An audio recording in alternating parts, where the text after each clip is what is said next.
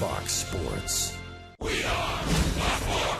We are Detroit. Tigers baseball on Fox Sports Detroit is presented by Bell Tire.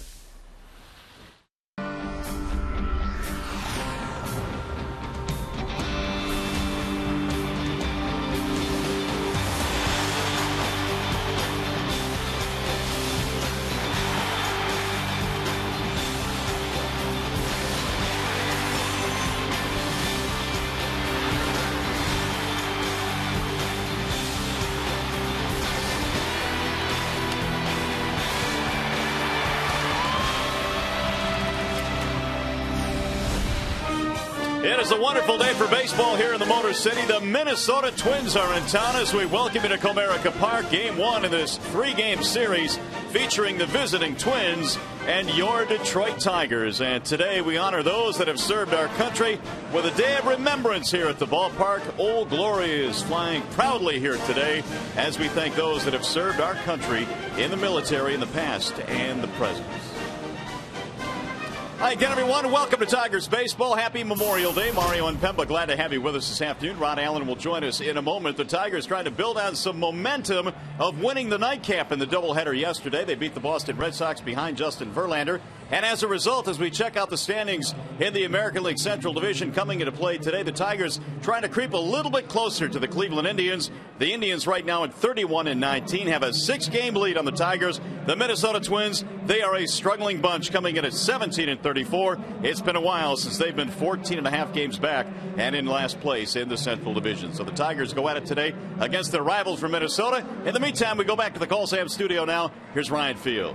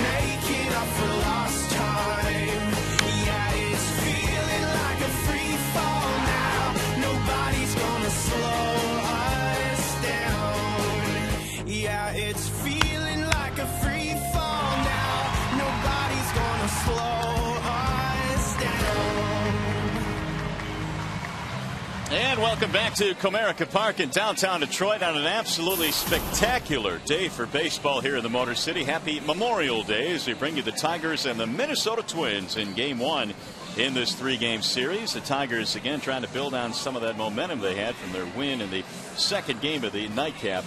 The nightcap yesterday, I should say, the doubleheader against the Boston Red Sox. We'll check out the starting lineup for the visiting Minnesota Twins. It is presented by your Metro Detroit Chevy dealer. The Twins come in limp into town. They have Span, Casilla, and Kubel at the top of their lineup. Justin Morneau is at first base. Michael Kadire is at second base. Jim Thome is the DH, and then Delman Young, Danny Valencia, and Rene Rivera are your bottom three in the lineup for the Minnesota Twins. And for Ron Gardenhire, somewhat uncharted waters here as Gardenhire brings his team into play here in last place in the Central Division. That's something, Rob, they're just flat out not used to. Well, Ron Gardenhire, nor did the general manager Bill Smith, playing for all the injuries and the subpar seasons that some of the veteran players are having. But one thing you will be guaranteed, this Minnesota Twins team will play hard under Ron Gardenhire. They always do. Well, here is the scouting report on Tigers right-hander Brad Penny. It is presented today by Ace Hardware. Lately, a tremendous amount of confidence in his sinker ball. That's what Brad Penny has been featuring. And as you can imagine, lots of ground balls with that particular pitch. As a matter of fact, fourth in the American League in getting ground balls versus fly balls. He's about 2-to-1. And he's been incredibly tough on left-handers this year. That lefties hitting him at a 207 clip. As Penny warms up, we remind you that if the Tigers combine for 3 or more home runs in this game, make sure you bring a copy of the box score to a participating Arby's location tomorrow. Get yourself a free small order of curly fries. You can find a copy of the box score in your local newspaper or at the Tigers page at foxsportsdetroit.com. So take advantage of that. Let's take a look at the Tigers defensively, as always, presented by the fine folks at Beaumont Hospitals. You've got Dirks, Jackson, Bosch in the outfield, Inge, Peralta, Rayburn, Cabrera. And there in the infield, Alex Avila. And he is behind the dish, and you know that Brad Penny, big Brad Penny, is towing the rubber this afternoon. And Brad Penny, who is towing the rubber, gave up a total of 5 runs in his last start. But really before that, Rod, he had a pretty good stretch going. Yeah, absolutely. He was throwing lots of ground balls, as I mentioned in our pitching profile. And as you remember, Penny 5 days ago, he started that game against the Tampa Bay Rays that was washed out after 3 innings. So he should be well rested out there today. And Brad getting set to take on the Minnesota Twins here this afternoon. The first of 3 between these two teams on what has turned out to be a very warm but gorgeous afternoon here in downtown Detroit as we celebrate Memorial Day. Game time temperature today 82 degrees, and they tell us the thermometer will be rising as well throughout the afternoon. So finally the warm weather has hit Detroit, and hopefully it is here to stay. There you have the particulars. Well, if you happen to be at home watching the game and you have some family members that are down here at Comerica Park, make sure you give them a shout out and tell them to stay hydrated. Make sure you drink your fluids on a day like today. We're ready for baseball now as Denard Span gets set to stand in for Minnesota. It'll be Span, Alexi Casilla, and Jason Kubel facing Brad Penny. Tigers kind of slowed Span down in the series they had at Minnesota. But by and large, he has torched Tigers pitching and really likes hitting in this yard.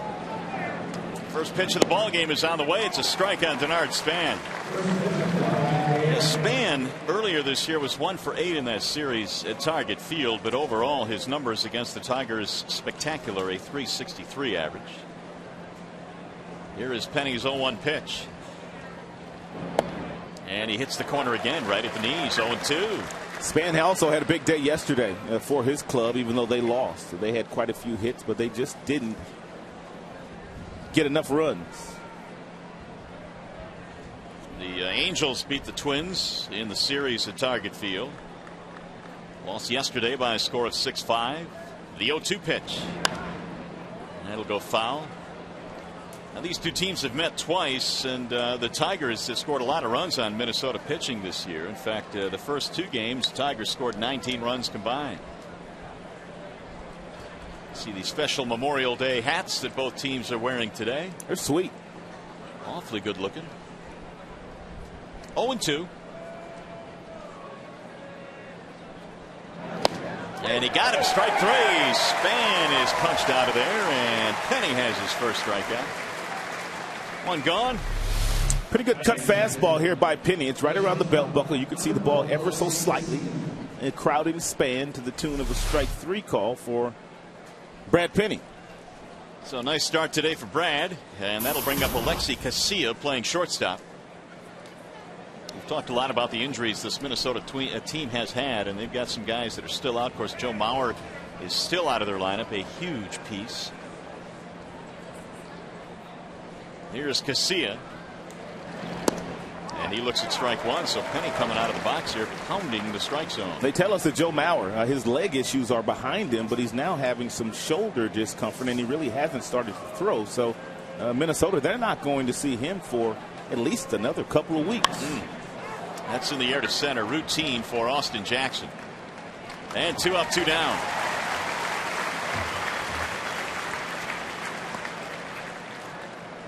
Now Jason Kubel will stand in.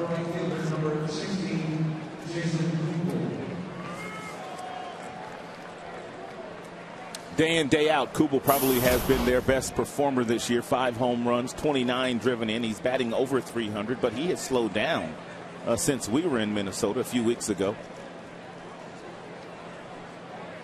Kubel right now at 305. He had that 10-game hitting streak in the month of April.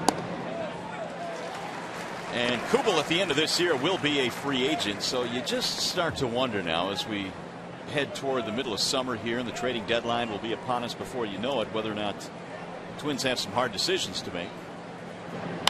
Kubel hits a ground ball back to the mound, knocked down by Penny. He'll have plenty of time, and it's a 1-2-3 inning. 8-pitch first inning for Brad Penny. Nice start.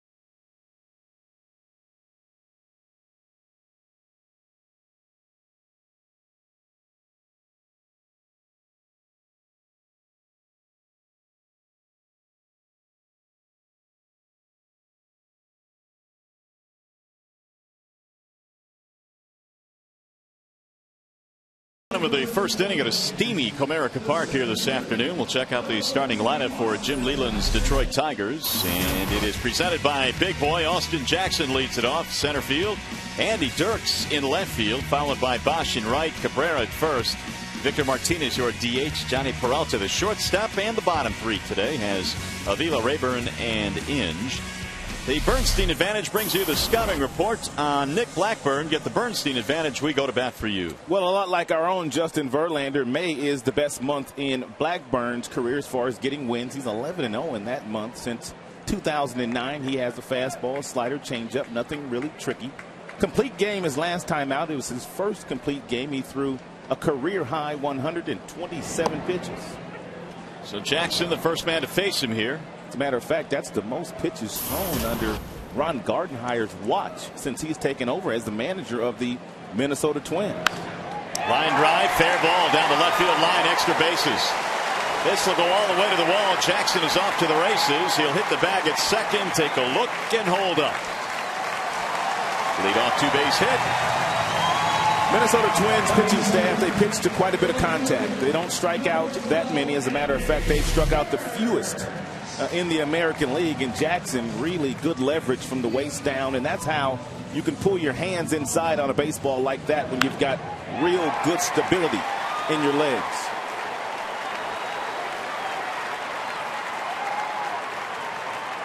Awfully fun to watch Jackson on the base pass. He starts it off with a double, and now Andy Dirks. And Dirks is built for this number 2 spot. He can pull the baseball. He can lay down a bunt. He can do whatever he needs to do, but he has a job to do. And he does that job. He rolls it to second base on the very first pitch. Kadire throws him out and move the runner up. Let's take a look at the Minnesota Twins defensively. It's always presented by Tim Hortons. Delman Young in left. Denard Span is in center. Jason Kubel, he's in right. Valencia, Casilla, Kadire, Morneau. They round out the infield. Rivera's behind the plate, and Nick Blackburn is the pitcher today. And now Brennan Bosch has got to get him in. This is one area where the Tigers have struggled this year, and they did last year as much. Runner on third base, less than 2 outs. On many occasions, they just have not been able to get it done. All right, I have a feeling they will get it done here. Bosch batting .260. Looks at strike one from Blackburn. Good day yesterday in the doubleheader. And for Brennan, he homered, he doubled. He seemed like he was in the middle end of just about all the runs the Tigers scored in that doubleheader yesterday.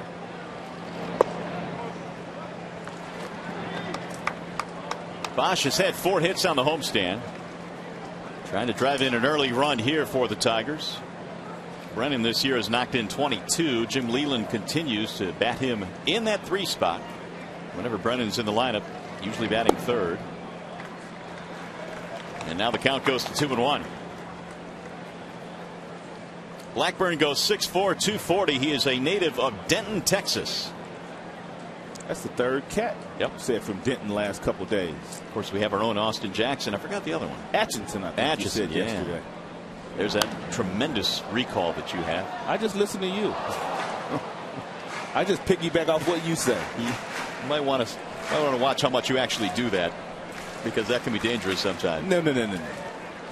I trust you. Blackburn now living in Ada, Oklahoma. That's Brad Penny territory. Yeah, so everything is becoming quite clear now. Yeah, we're spinning it all today. The 2-2 is off the inside part of the plate, 3-2. And it just might be one of those days after a doubleheader yesterday. Quick turnarounds. Got here early yesterday, and it was certainly worth the wait, though, to watch JV pitch the nightcap last night. Oh, he's incredible. I think I might go out and buy me a Justin Verlander jersey. Get me one, too, while you're out. That's how much I like him. 3-2 pitch. Grounded fair at first base. This will get the run in. Nice pick down there, by the way, by Morneau. But Bosch gets it done, gets the RBI. Jackson comes around to score. Very nicely done. Brennan Bosch got himself in a real friendly hitter's town. At first it was 2-1, then 2-2. And he gets the ball, hits it to Morneau, who can field down at first base. Blackburn able to get there, but Jackson brings that first run home here in the first inning, which is big. 23 RBIs now for Bosch, who gets the high fives. We'll bring up the big fella now, Miguel Cabrera. Blackburn really has no answer for Cabrera. He has absolutely tortured him. Literally. 315 overall this year for Miguel. Well, you wanted those career verse numbers. Here they are. 458. 2 long balls as well. Driven to left. Is it high enough? Make it 3 home run balls. He's a bad boy. He'll get out of here in a second. Oh, he's a bad boy. Yikes. I think this ball was even off the plate inside. Off the plate inside. We've already watched Austin Jackson pull his hands in very nicely. Now watch Cabrera pull his hands in here. You don't see the bat head until the last possible moment, and he whistles that ball out of here. Blackburn still has no answer for Cabrera. No, still searching. Meanwhile, Cabrera's hit his 10th. A festive start to this one here today. A 1-2-3 inning for Penny, and the Tigers have given him 2 runs. 480 now against Blackburn. Time called by home plate umpire Bruce Dreckman.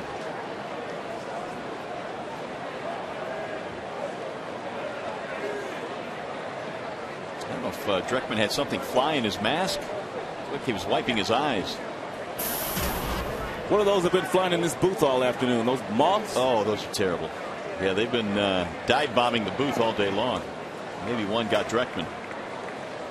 1-0 on Victor. It's our first really hot, steamy day here at the ballpark. It was pretty nice yesterday, except that there was so much rain in the area that it kept it overcast. Well, with 2 extra base hits here in the first inning for the Tigers, they continue their remarkable string now. They've had at least 1 extra base hit in all 53 this year.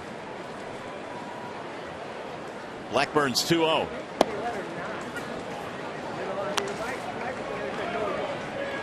Two and 1 on Victor Martinez, who had a 3-hit game in the nightcap last night.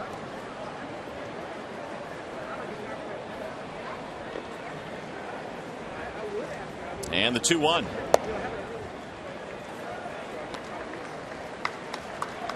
Three and 1 on Martinez, batting .299. Waiting on deck, Johnny Peralta.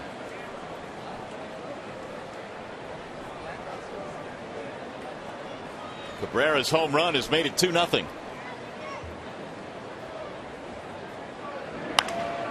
Popped him up. Left side of the infield in foul ground. Danny Valencia staring into the sunlight. And that will end the inning. But the Tigers score first. Miguel Cabrera gets the Tigers' second run in with a line drive home run to left.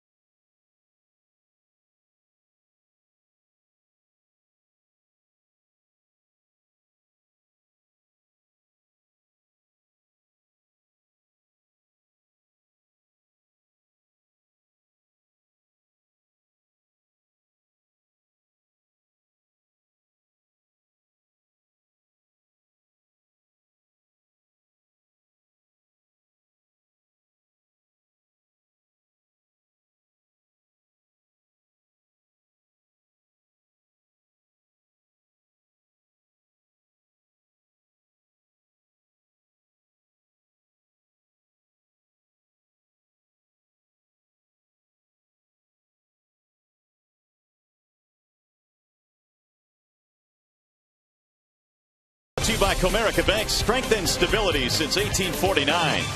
Dodge. Visit Dodge.com or see your local dealer today. And by Arby's. Stop by today and try the Market Fresh Grilled Chicken and Pecan Salad Sandwich. Well, a good start here for the Tigers. Miguel Cabrera has homered in this game. Tigers out to a 2-0 lead over Minnesota. He is so good. I mean, he is really good.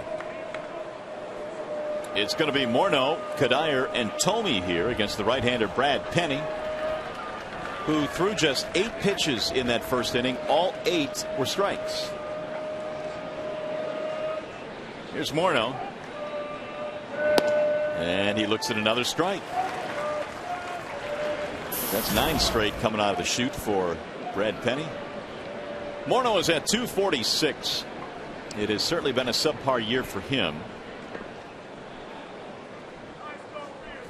The 0-1. High fly ball left field. Dirk started in. Now he goes back. Morneau is out. 4 up, 4 down against Penny. Now Michael Kadire.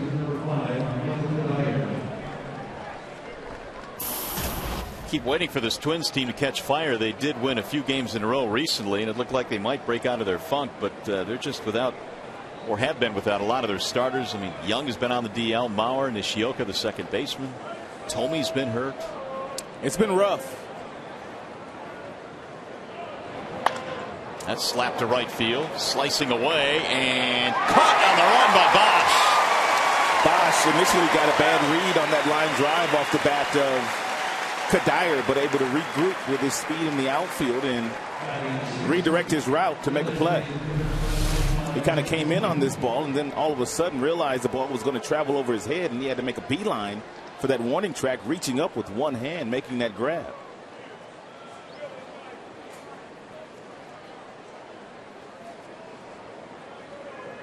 Meanwhile, Brad Penny has thrown 11 pitches, all strikes. Make it 12.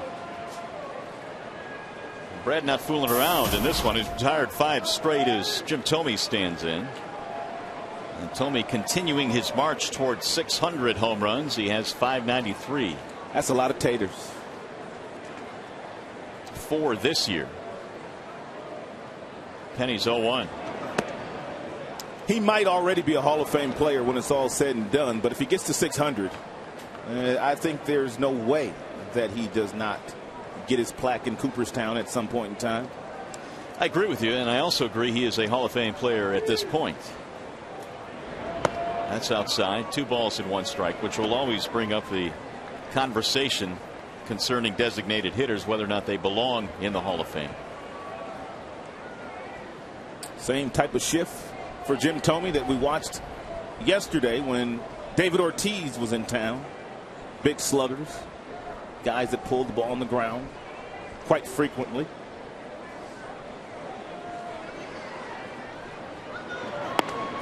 Ball high, and now all of a sudden on Thome it's 3 balls 1 strike.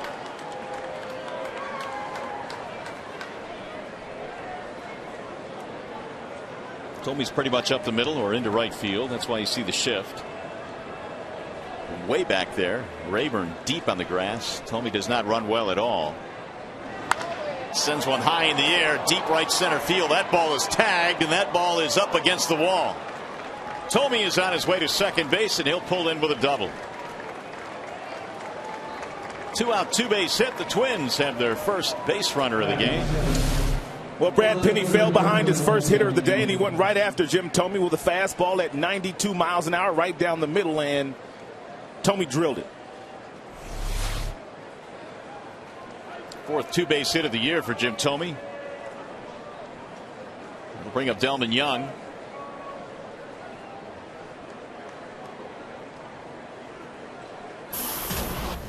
Young has 10 RBIs this year. He led the team last year with 112.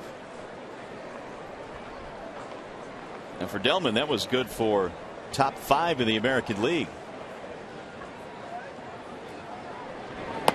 Ball 1. But he too has spent some time on the disabled list with an oblique strain, which is an injury that we hear a lot of these days.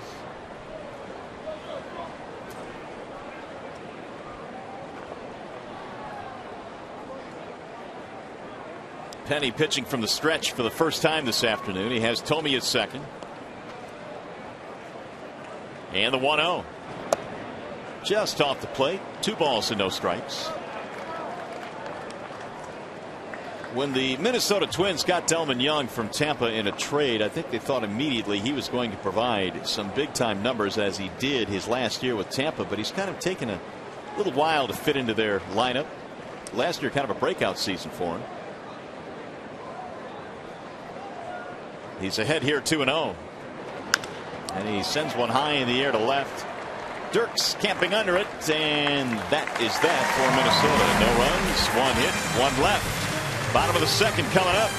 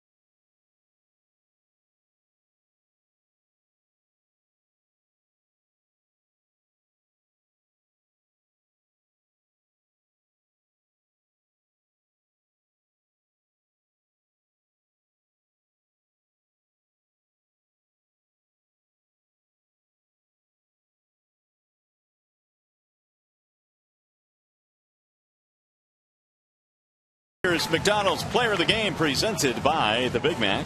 Simply use your cell phone, text Tigers followed by a space and the player's uniform number to 37338. Or you can vote online at foxsportsdetroit.com. We'll have the final results post-game during Tigers Live. Johnny Peralta leads it off as we go to the bottom of the second. 2-0 in favor of the Detroit Tigers. Peralta, Avila, Rayburn facing Nick Blackburn. Johnny with a couple of home runs against the Twins in that series at Target Field. Sends this one to right field. Fairly deep, but Jason Kubel has room. Hey fans, tomorrow see the Tigers take on the Twins at 7:05 and save $5 with the spring ticket deal, which means mezzanine seats are available for only $10. Order your tickets now at 866-66-TIGER or tigers.com. Here comes Alex Avila. A sun-drenched crowd here this afternoon. It's hot down there. Well, it's hot up here. It is hot up here. That's true. We will persevere, though. This is really the first day, at home at least, where the Tigers have been able to come out and enjoy some really warm weather. And as a hitter, I would assume you kind of like this kind of weather, don't you? No doubt about that. A few of the Tigers came out and took some extra batting practice today. Maglio was running the bases. It was a good day to sweat.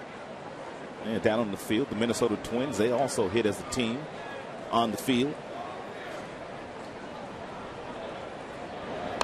Avila fouls it off 0-2.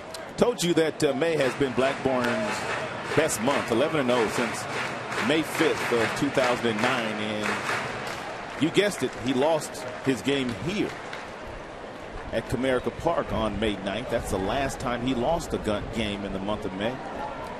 Something about this month. It's been good to Blackburn. It's been good to Verlander. Missed it inside.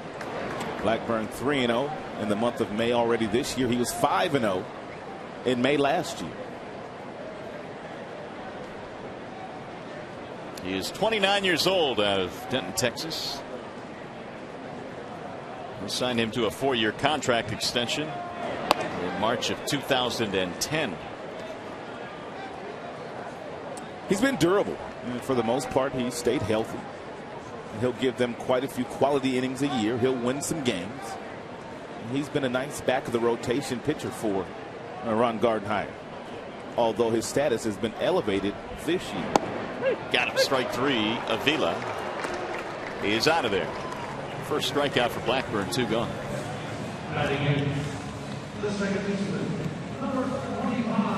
And a well located little swing back fastball that Blackburn freezes Avila with.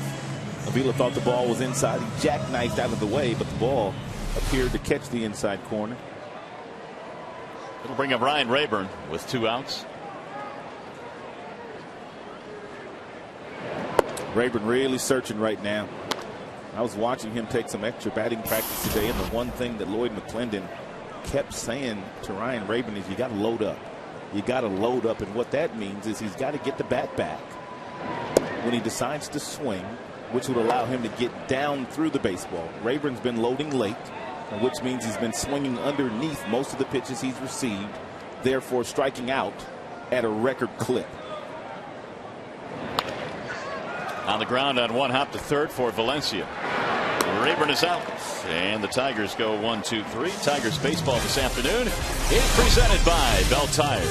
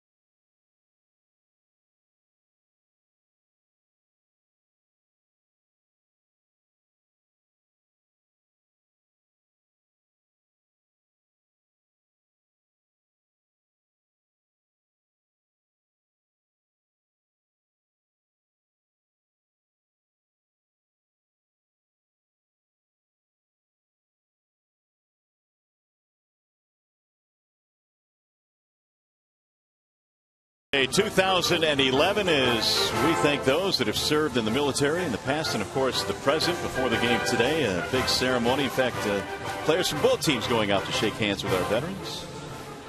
And Tigers fans who are currently serving in the U.S. Armed Forces at home and abroad can receive a free DVD of this season's home opener telecast against the Royals. It's a project titled Operation Opening Day, now in its third year. For details, visit tigers.com/Operation Opening Day. Great way to thank perhaps any friends or family currently serving in the military. Paws getting into the act again today. This is really one of the first days where Paws is going to be hot. Yep. Really, really hot. And bring your hat to the ballpark today, that's for sure. That's a cool lid there. Well, here come the Twins now as we go to the third. Brad Penny has surrendered just one hit, the double to Jim Thome, but no damage done. Danny Valencia leads it off. And he looks at strike one, so once again Penny gets ahead.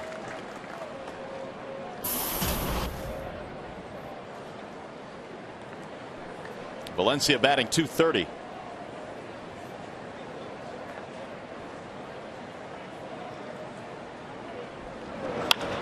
Driven on a line to left field. Dirks gets over there. He's been busy. And one out. Time for a game break now. We go back to the studio. Here's Ryan Field.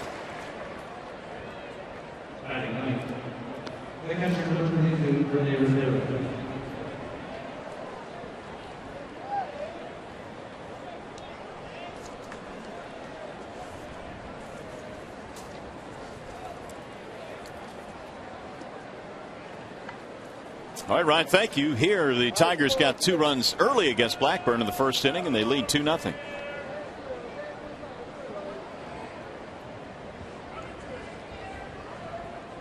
Rene Rivera, the batter. Number 9 hitter, the catcher. Penny is now 8 of 9 in first pitch strikes. Quality strikes, too. And they have not been down the middle. The only pitch he threw down the middle was the one to Jim Thome. 3-1 count. Thome hit it for a double. Fouled straight back 0-2.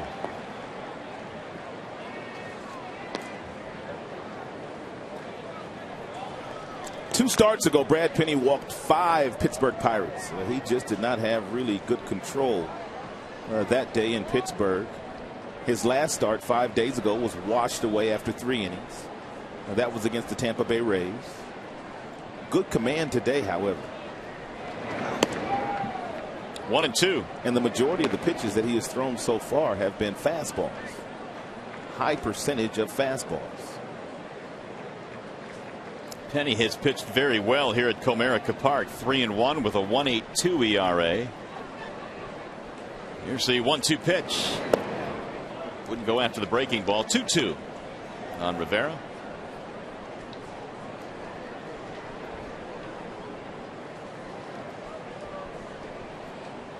Rivera back in the big leagues for the first time since 2006 when he played briefly with Seattle.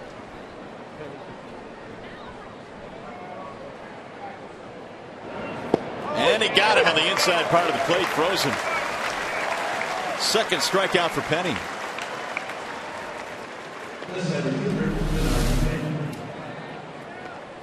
A real nice bender there by Brad.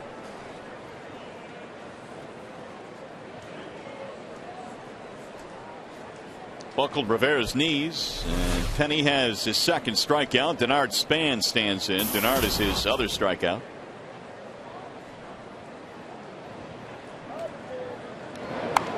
Nubs one off the end of the bat to third base. Inge will charge and throw him out. 1-2-3 inning on 8 pitches again for Brad Penny. Off to a really good start today.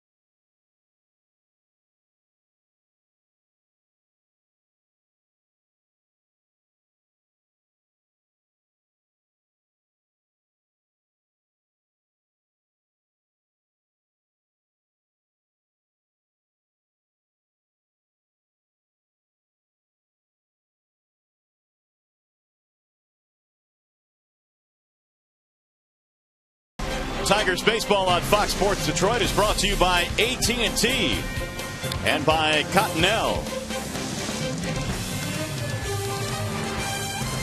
Back here at the ballpark on a festive day. Hope your Memorial Day weekend has been a safe and happy one. It's going to be back to work pretty soon, isn't it? Yes, indeed. But that's okay. Blackburn goes back to work here in the bottom of the third. Brandon Inge leads it off. And for the Tigers, it'll be Inge, and then the top of the order, Jackson and Dirks. The Tigers picked up a pair in the first inning on a home run by Cabrera and a Bosch RBI groundout.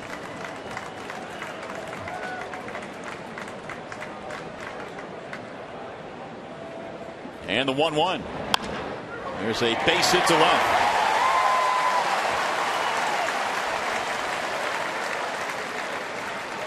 Tigers have another hit, their third of the game.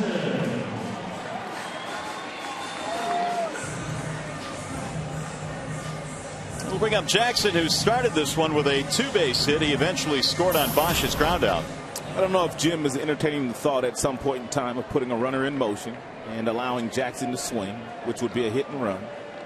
And the reason I say that is Blackburn throws lots of ground balls. And he has thrown lots of double play balls the last couple years. Guess what? Runner goes. Here's the throw, and he is safe at second base. Well, that worked out.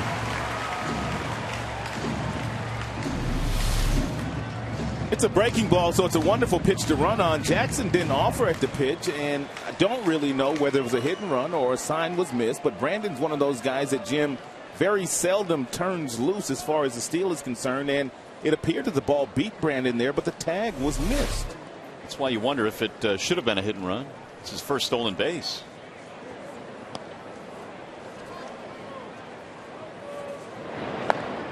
Two balls, no strikes on Austin Jackson.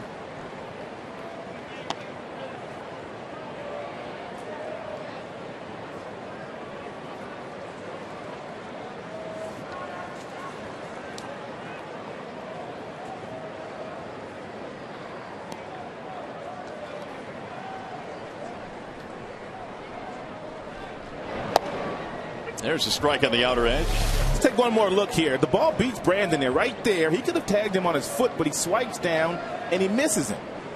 He misses him, and Brandon's able to get that right foot on the bag, and it's a good call there.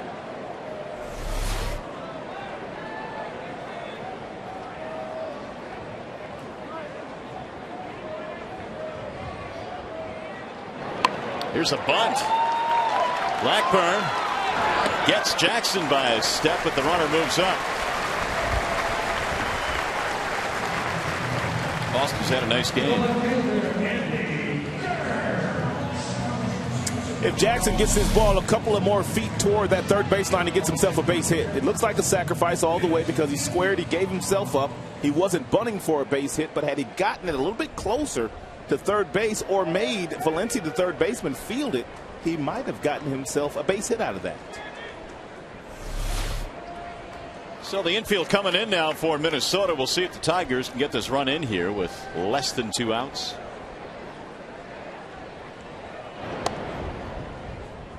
Dirks with a ground ball in the first inning set up a run, but now the infield in.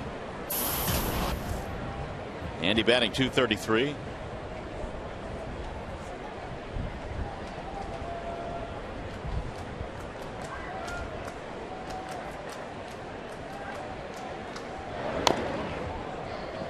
One ball, one strike.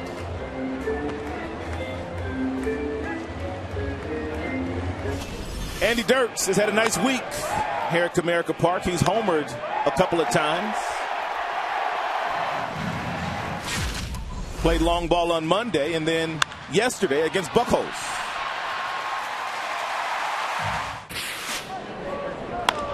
Pulled on the ground off the glove of the first baseman Morneau. Dirks rounds the bag, headed to second, and he's in there easily with a double. Tigers manufacturing some runs here today.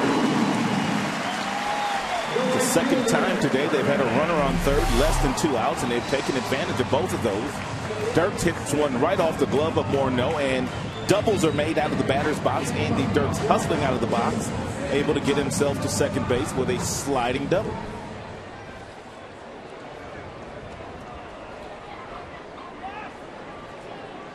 Dirks has his 4th RBI of the year.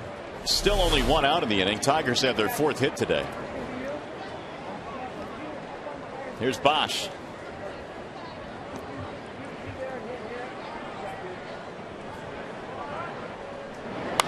And he yanks one just foul down the right field line. 0-1 on Brennan. You know, we come to the ballpark every day. One of the first things we do is pick up the stat pack, and you kind of peruse through the stats of the team you're playing. And typically you look at the pitching numbers, and where do you look when Minnesota comes to town? At the top. At the top. Every single time. Yep. Where are they now? You already know. Dead last. A 4.77 team ERA. And Minnesota is last in that category in the American League. That kind of says it all about their season, really, because they've been so efficient with their pitching staff over the course of Ron Gardenhire's tenure as their manager. 4.77. There you have it.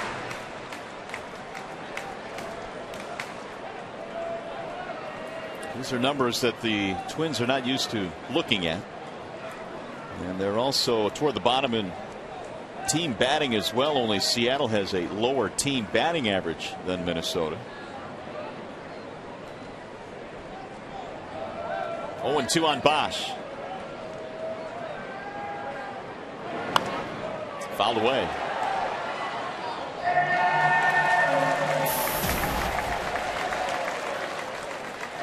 Last time the Twins were in this position. Last time they started this slowly, 1999, and that season they had 18 rookies on their team.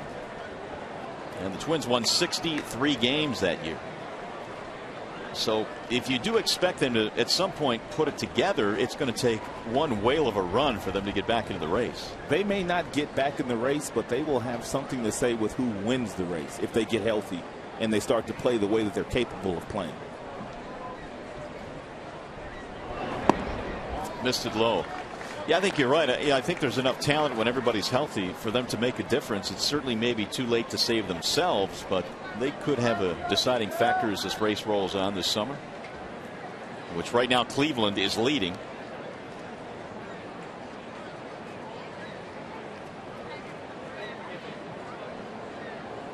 The 1-2 in the air, shallow left. Delman Young coming in. And Dirks will hold. 2 outs. That'll bring up Cabrera. I don't know what Ron Gardenhire will do here with Cabrera, whether he puts him on with 2 outs and a runner in scoring position, but I do know this for a fact. If he doesn't do it, it's because Victor Martinez is batting behind him. Cabrera is getting a chance to swing the bat these days because number 41 provides very nice protection for him.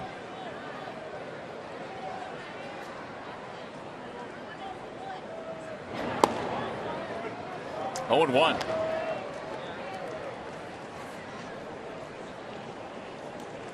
Ouch. Look at those numbers against Blackburn. 12 for 25. And he's already played long ball here today against Blackburn if you're joining us late. Cabrera still leads the American League with 10 intentional walks, although that guy in Toronto named Bautista starting to catch up. Yeah, he's got 7 now. He's getting special treatment with each home run that he hits.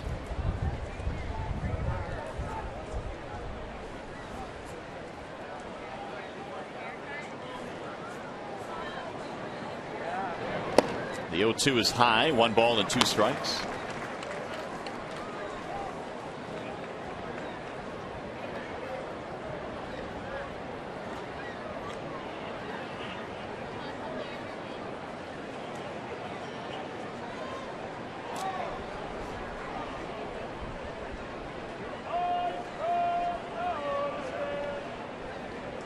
And the 1-2 inside, backed him out of there. 2 balls, 2 strikes.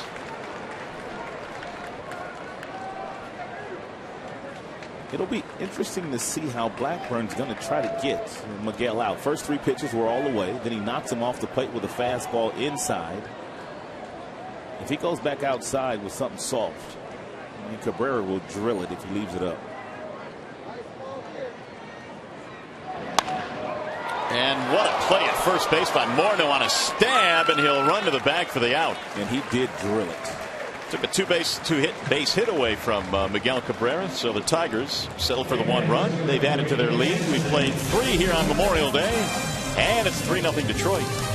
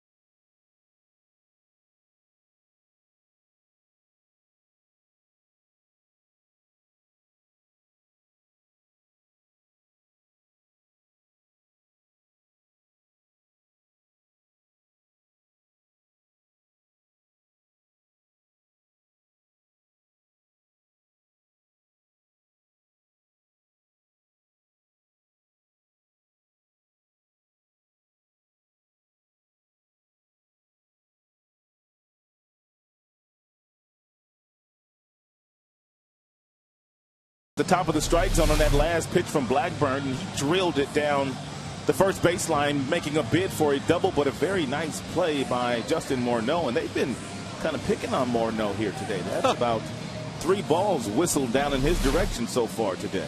He was equal to the task last time. Saved a run, but the Tigers have a 3-0 edge here as we go to the 4th. Very efficient a game of baseball being played so far today by the Detroit Tigers. Alexi Casilla will lead it off.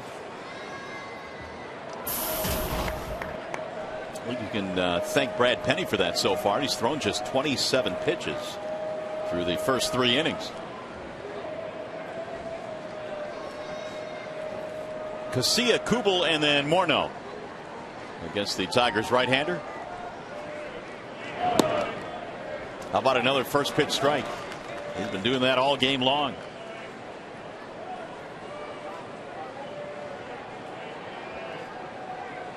Casilla fly to center field his first time up. And he looks at another strike.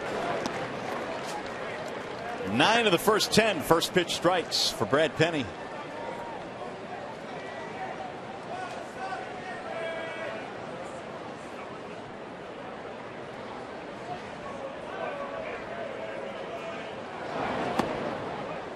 One ball, 2 strikes.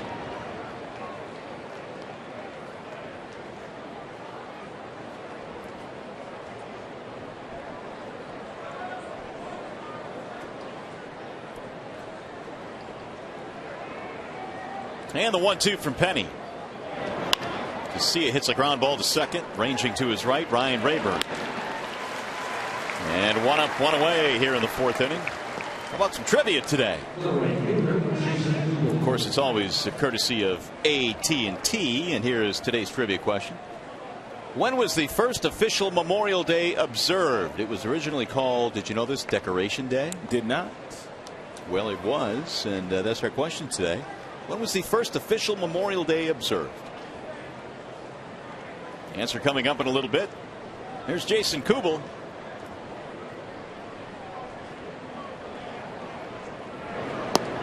There's a strike on Kubel. We're talking about this a little bit earlier, but the Twins have a couple of guys in their lineup in Kubel and Kadire that are free agents at the end of this season. A couple of valuable pieces. And you just wonder where the Twins are as an organization right now. Do they just chalk this season up as a season filled with injuries and hold on to your pieces? Or do you maybe deal some away? Well, Kubel wants his payday. And I really haven't discussed it at length with anybody from Minnesota, but their payroll is already over $100 million. Right. So I don't know how much money they have in the piggy bank for Cooper. Good point. Do teams still use piggy banks, by the way? I don't know. You know me. I just throw it out there. Here's the 1-1. Fouled off. 1-2 on Kubel.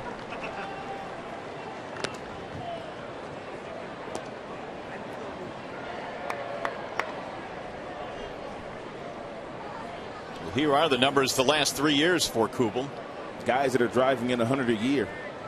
And them kind of guys ain't falling off trees. The 1-2.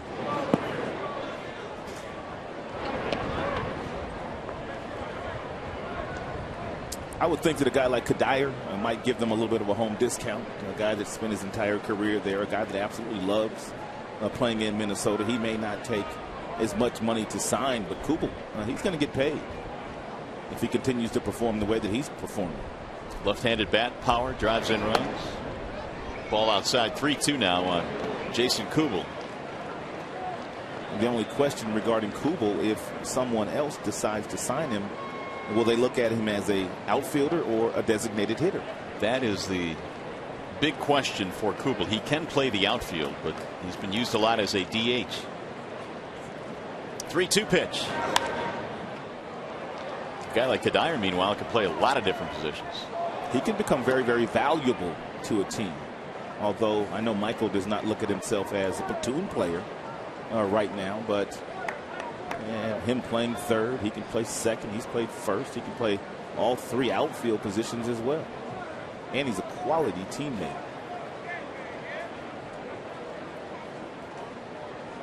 Here comes the 3-2 pitch. In the air, right field, hit well. Bosch is on the run, not going to get there. It's up against the wall. Jackson will actually run it down, and that'll be a two-base hit for Jason Kubel. Second hit of the day for the Twins, both of them doubles.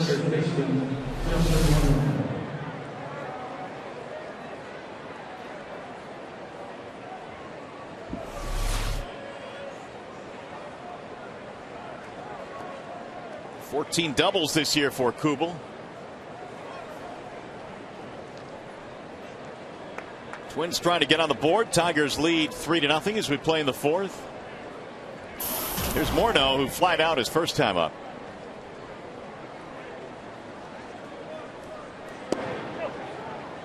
Well, they finally got Morneau healthy from his concussion symptoms, which derailed what could have been an MVP type season last year. And then earlier this year, some shoulder and neck problems cropped up as well. He recently received a cortisone shot to try and calm that down, and he's perked up a little bit offensively since.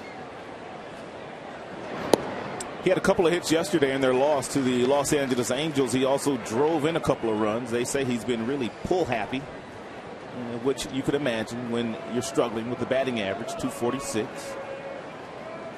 371 at this point in time last year. Whoa.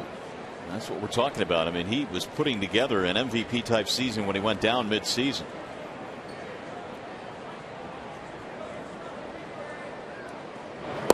And when he's going good, there aren't too many left-handed hitters right now in the American League that are a whole lot better than Justin Morneau. That's what I'm talking about. 22 to right field, 15 up the middle, only 7 to left field. When he was going really good, his percentage to left field was a little bit better, but as you struggle and you feel like your bat is slow, you start to cheat with your front side, and then you become vulnerable to the pitches away from you. You just don't drive them with any authority whatsoever. And that's kind of what Justin's been going through all year long. 3-1 on Morneau. This is a hitter-friendly count, however. If you're hitting 244 as he is as we speak, you become a 344 hitter in this count, especially if Brad decides to challenge him with a fastball down the middle.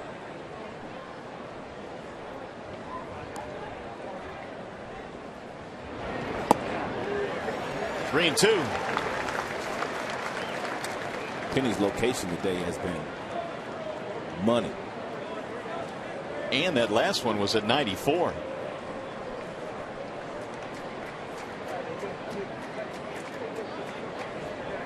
Was that pun on purpose, by the way, penny and money? No, it wasn't, but I thought about it after I said it.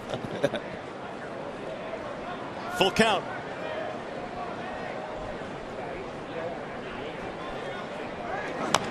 Little chopper back to the mound. They'll get Morneau big out there. Runner advances to third base. 2 outs. That's exactly what I'm talking about, Morneau. I just pointed out the fact he's pull happy. Take a look at the front side, the front hip, the front shoulder. They pull off that ball that's right down the middle. That ball's right down the middle, and look at him pull off of it with his front side. Too much aggression, and he rolls right over. That's what he's been doing. It's exactly, that ball was right down the middle. Morneau is 0 for 2, and that's going to leave it up to Michael Kadire to try and drive in this 2-out run. He flied out to right field deep his first time up.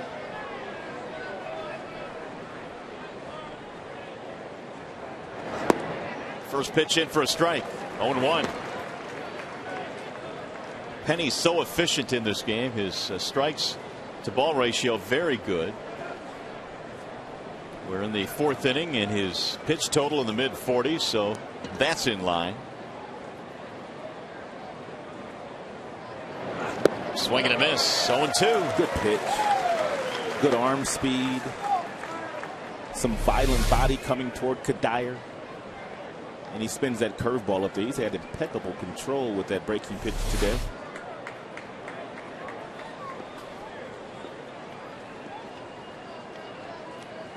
Twins have had a couple of doubles. They have not been able to get a run to this point. Here's the 0-2. In the air to right field. And that's going to drop. Little looper. A 2-out bloop hit to right. Score Kubel on the play to make it 3-1. And give Kadire some credit, but if Brad Penny could do it all over again, he may not allow Kadire to put that ball in play with 2 strikes and no balls. As it wasn't that bad a pitch, but he's still able to put it in play. It's down, it's in. He just kind of slices the ball into shallow right field. 12th RBI of the year for Kadire. That's it. Here comes Jim Thome. He doubled to the wall in right center his last time up. Breaking ball in for strike 1.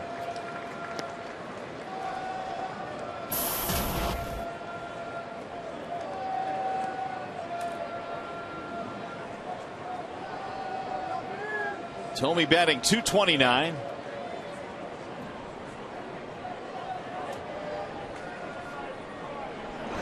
I mentioned Jim is on his way to 600 career home runs. He is one of just 33 players that have homered in all 30 ballparks.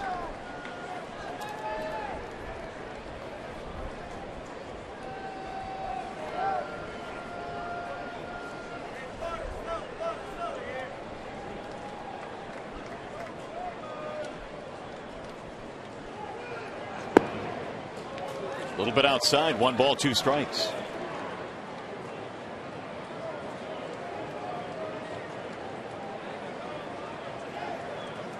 It's 50 now for Penny.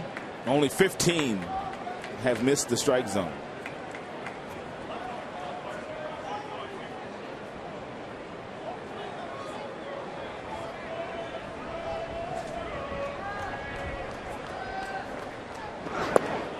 Missed it inside. 2 balls, 2 strikes. With each start Brad Penny makes as a Detroit Tiger, he is getting stronger and stronger. And with the weather being as warm as it is today, he is really loose out there. That last pitch, 95 miles an hour. That's a young Brad Penny.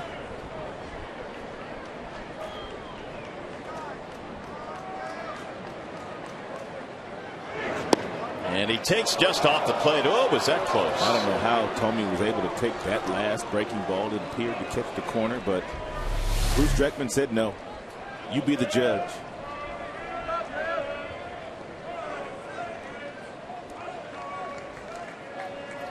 So Thome gets the benefit of the doubt there. And it's full now, 3-2. Which means Kadire will be on the run at first base. Young waiting on deck.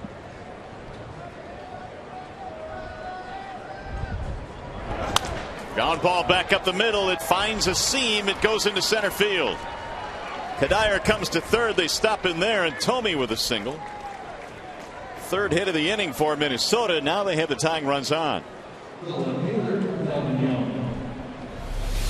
And Brad made the pitch at the bottom of the strike zone. It was hit off the end of the bat, and it appeared to break Tomey's bat. But Johnny Peralta, playing on the second base side of second base, not able to get back over there and make that play.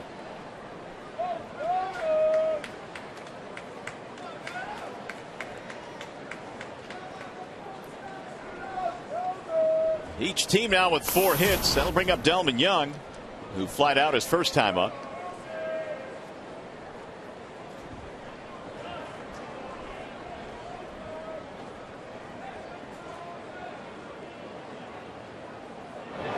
And he looks at ball 1. Breaking ball missed outside. Extra base hit would have the ability perhaps to tie it up, although Tomey at first base doesn't run all that well, so you better hit it far.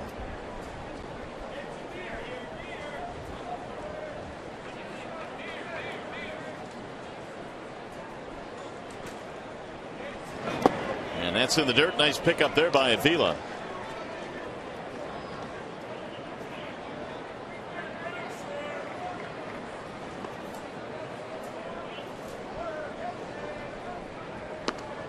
Well, at this point last year, Delman had driven in 24 runs, hitting only .217 so far this year. He had 100 RBIs last year. He must have got hot later. I was thinking about that. I thought his numbers would be a whole lot better, but he must have had a whale of a second half. And the 2-0. Now 3 balls and no strikes. Yeah, be careful here. Yeah, Delman's got some pop in his bat, even though he's only hit 1 home run this year. And Ron Gardenhire may take a shot in allowing Delman to swing the bat here. 3 balls, no strikes, with a couple of runners on base. Penny threw a total of 27 pitches through the first 3 innings. He's thrown 29 in this inning alone.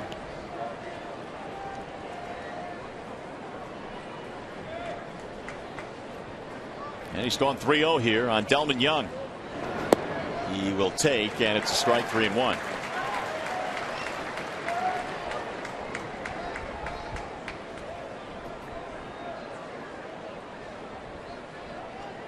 Brad's last start was the loss at Pittsburgh, in which he gave up 5 runs in 5 2/3. The main culprit in that game, the walks.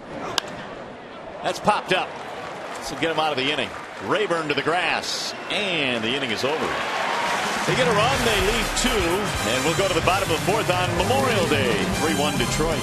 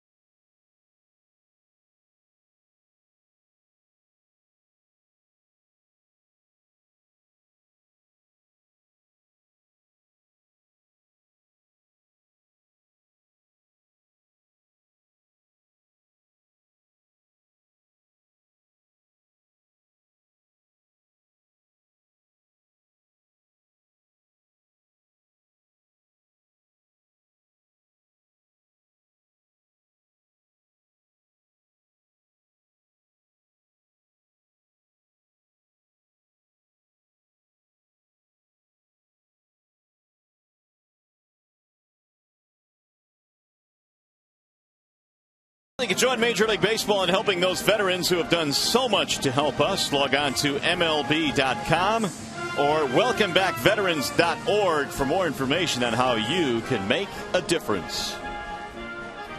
And we hope your Memorial Day weekend has gone well. Hope it's a safe and sound one. Here the Tigers are enjoying a 3-1 lead as we go to the bottom of the fourth inning.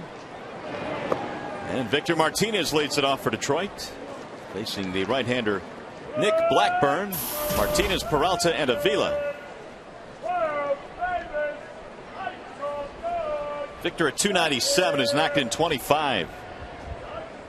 Popped up in his first at bat, and he rolls this one foul. 1 ball and 1 strike. Rene Rivera is catching today for Nick Blackburn. He has caught him in his last 4 starts, and Ron Gardenhire thinks it's a pretty good combination here. He says one of the things Rivera has gotten Blackburn to do is pitch inside a little bit more. And so he has stayed with this combination and has produced some pretty good results. There's a strike. 1 and 2 on the inside part of the plate.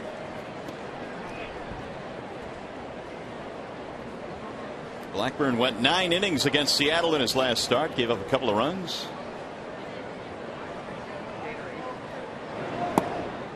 Strike called again. Out of there. Martinez didn't like it. Has a little look back for Bruce Streckman. That's his second strikeout.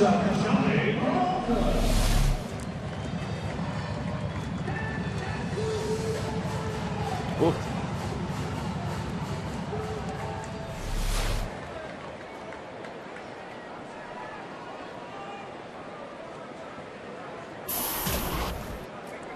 Here's Johnny Peralta with 1 out. Tigers got a couple in the first, 1 more in the third. And the Twins got a run here in the top of the fourth.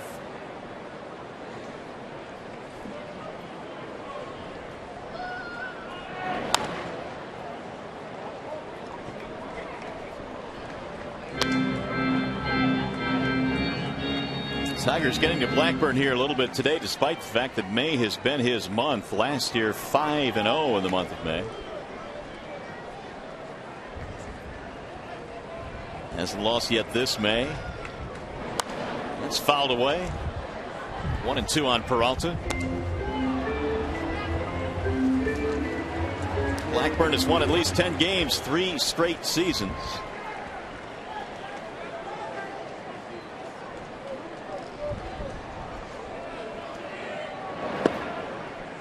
Two balls, 2 strikes.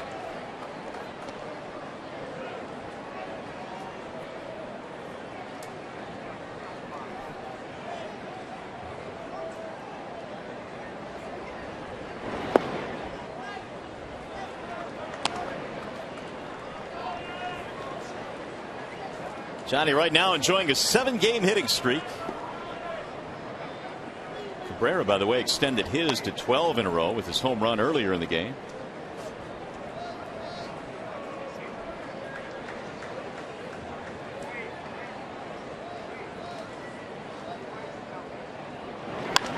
Bouncing ball left side, deep in the hole on the backhand. Casilla.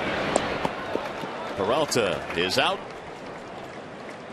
2 up, 2 down in the Tigers' fourth. Ring of Alex Avila.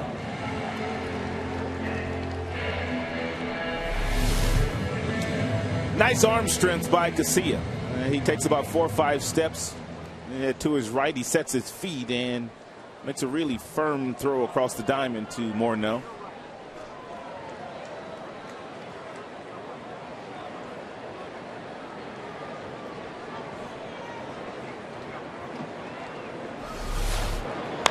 Avila ropes one foul, first base side, 0-1. Alex a strikeout victim back into second.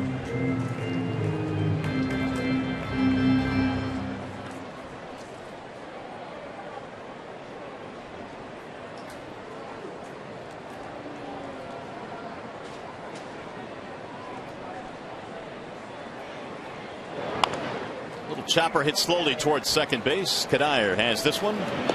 The Tigers go 1-2-3 for the second time today. 4 in the books as we head to the 5th. Still 3-1 Detroit.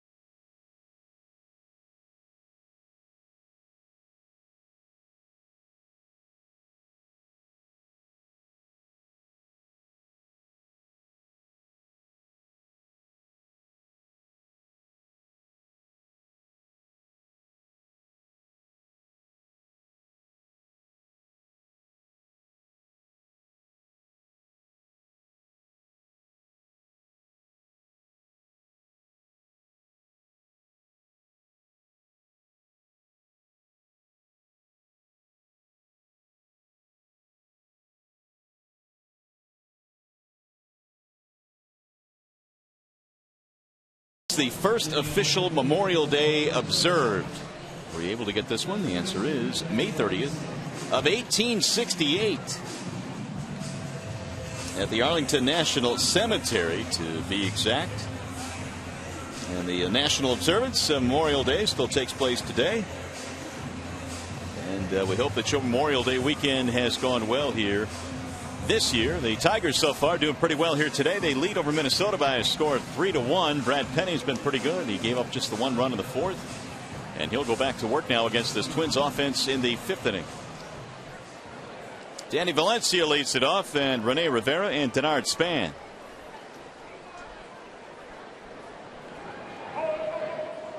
Valencia is 0-for-1 with a fly ball.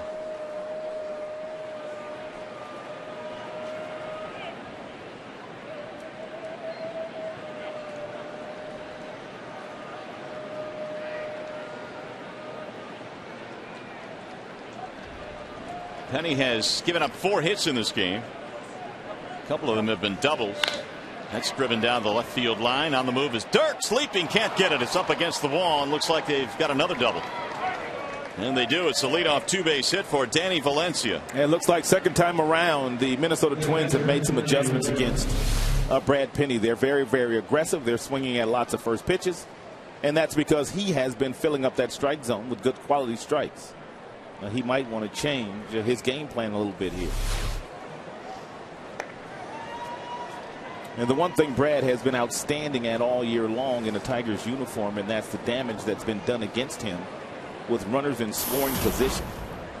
He came into the game today holding the opposition to a 175 batting average when he was pitching in traffic.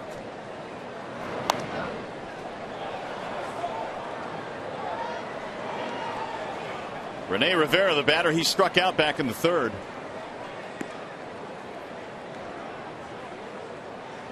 One of just a couple of strikeouts for Brad Penny.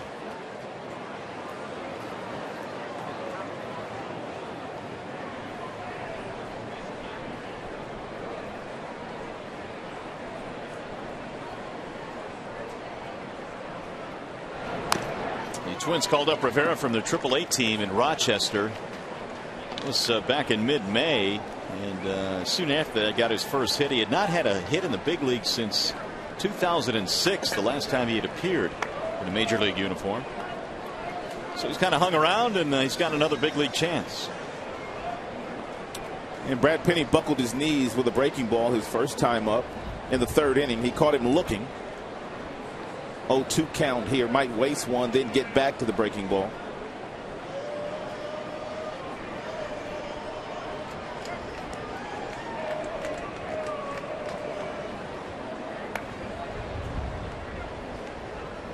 Rivera hails from Bayamon, Puerto Rico.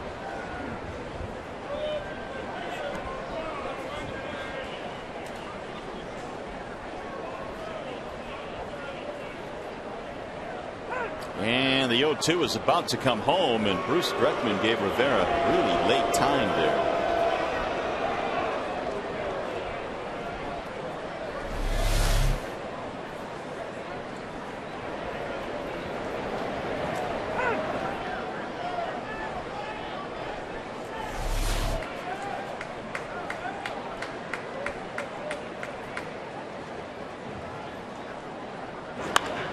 Lifted shallow left center. Looks like it'll drop. It will. That'll get a run in. 2 straight hits here for the Twins. They get another run on the board, and now all of a sudden it's a 3-2 ball game. It's the second 0-2 hit that Brad Penny has given up with a runner in scoring position, and the runs have been driven in, obviously. Appeared to be a breaking ball. Not that bad a pitch, but maybe a little bit too close to Rivera, and he's able to hit that ball solidly into the outfield. He's out in front. He's fooled, but still too close.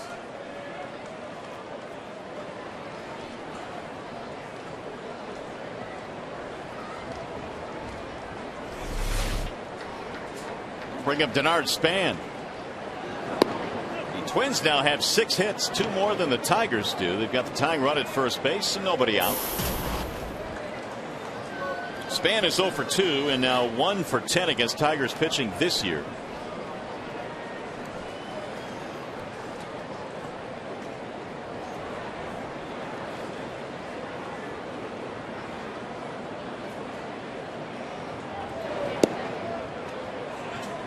2-0. Span, a former number 1 pick of the Minnesota Twins out of Tampa Catholic High School, was quite a football player as well.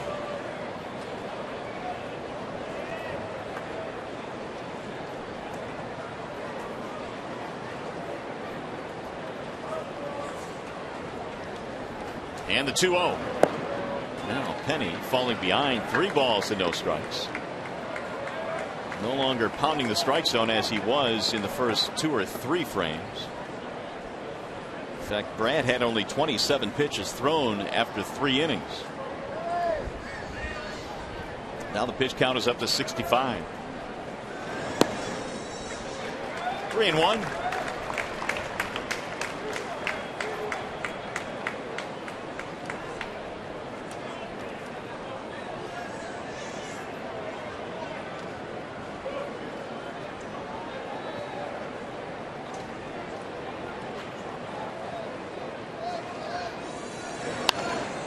That'll get foul, slicing down the left field line. 3-2 on Denard Span. Even though Rivera's a catcher, would not be shocked to see him on the move. 3-2 with nobody out. Span, one of those guys that it doesn't strike out all that often, which means there's a trust factor if you're Ron Gardenhire to start your runner, to stay out of the double play.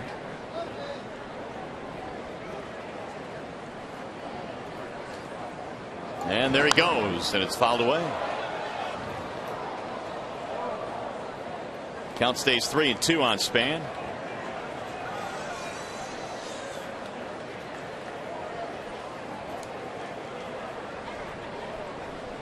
Penny lifetime against these Twins is 2-0 over 3 starts, but his ERA is north of 5.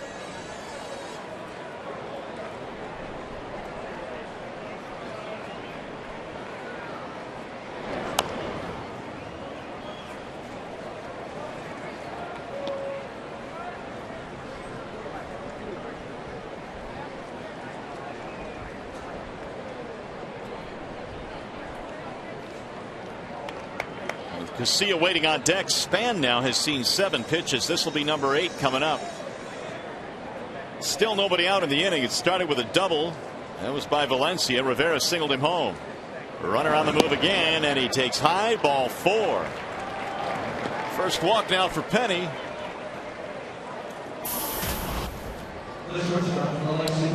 Hey fan, when the game ends, our coverage continues with Tigers Live as we bring you all the highlights, reaction, and analysis. Tigers Live from the Coliseum Studios, and here at the ballpark immediately after the game on Fox Sports Detroit. Ryan Field is real comfortable today in the Coliseum Studios. Nice air conditioning in there.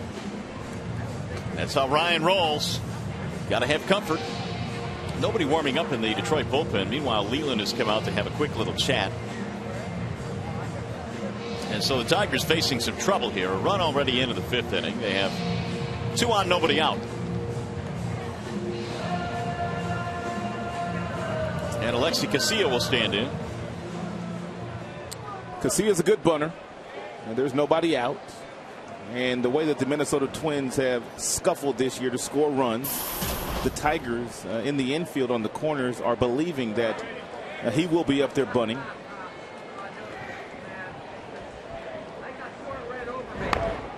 Drops one down, third base side. Inge will barehanded. And it's thrown out in time. Casilla beats it out. It's going to load the bases. Well, they didn't catch him by surprise. Inge was anticipating the bunt. Ryan Rayburn gets over there, but not quite sure what happened here. He just beats it out. Sometimes that's the simplest explanation. Well, yeah, they were anticipating it. He got it. He grabbed it. Didn't take all that much time getting the ball to first base, but give Casilla some credit. He was hustling down that line and beat it out. Good call down at first by Paul Emmel. Yes. So the bases are loaded. Yes, it was. And Kubel with the bases loaded stands in. So the tying run is at third. Still nobody out. 7 grand slams for Mr. Kubel.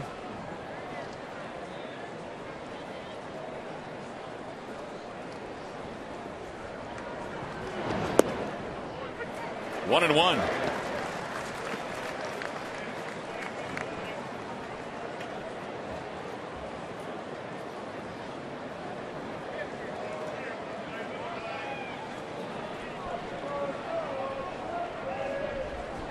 Dangerous times now for Penny, who's given up a double, a single, a walk, and a bunt hit in a sacrificing situation. 1-2. Kubel having a little chat with Bruce Dreckman on the last strike call. Activity now in that Tigers bullpen. Because the pitch count, which was once in great shape, is now at 74 here in the 5th inning. Percy and Albuquerque. Percy looked good yesterday in the 1 inning he pitched, didn't he? Like he can neutralize some of these big lefties that the Twins have. Ooh, he fought that one off and stays alive.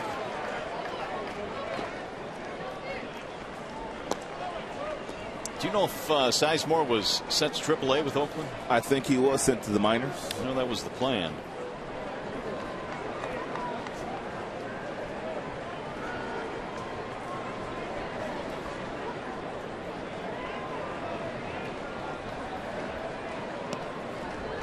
And the 1-2 pitch. Driven to right field on a line. Bosch coming over, plays it on one hop. That'll get a run in. They all move up 90 feet. It's an RBI single, and it's a 3-3 game.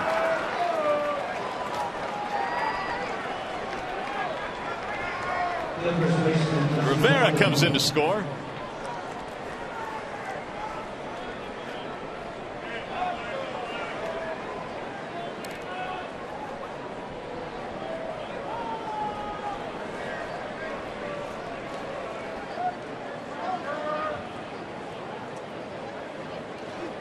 Kubel gets his 30th RBI. Still nobody out, and the Twins have the makings here of what could be a huge inning.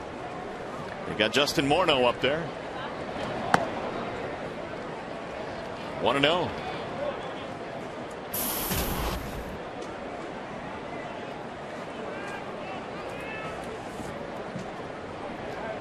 Morneau has 6 grand slams in his career. The 1-0 pitch. In the air toward left. Dirks coming in. Runner will tag at third base. Catch is made. Here comes a throw from Andy. And it's going to be late. Sac fly and an RBI for Morneau. His first RBI today. And the Twins have come back from a 3-0 deficit to take the lead.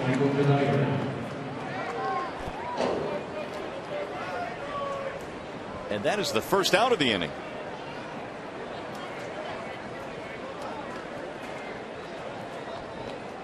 Pretty good at bat there by Morneau. We talked about the fact that he had been pulling off most of the balls that he has seen this year. As a result, the batting average is at 243, but he stayed on that one. He was simply trying to hit a fly ball deep enough to left to score the run, which he was able to do.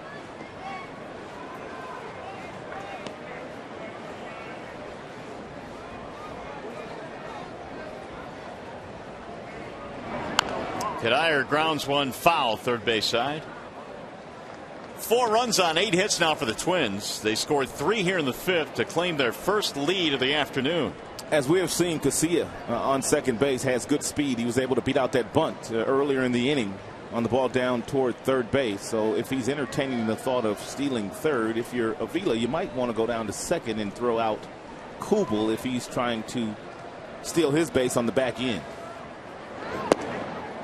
However, Casilla does not really have that big a lead right now at second base.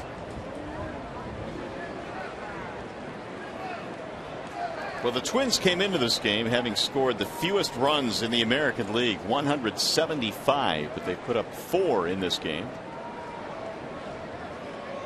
They've come back from a 3-0 deficit. Now Kadier gets time at home plate.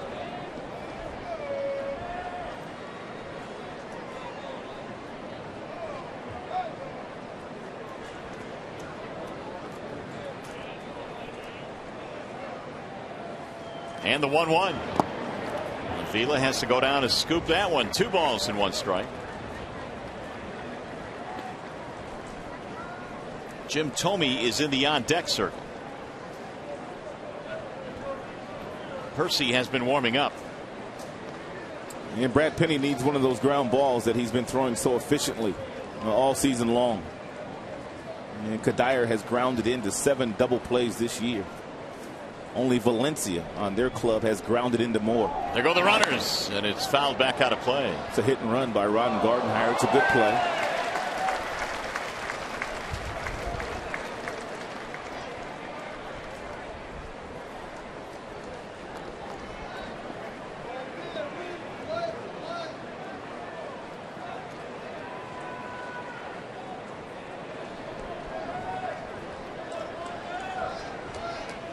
Two balls, 2 strikes. Casilla at second base. Kubel down at first.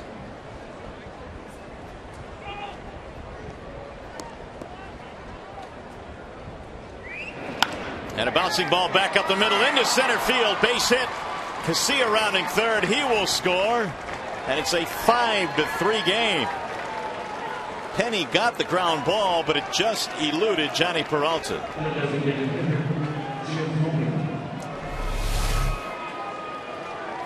It's a 2-2 hanging breaking ball and hit very hard by Kadire right back up the middle, about 3 steps to the left, and a dive by Peralta. He can't corral it. And how about Minnesota?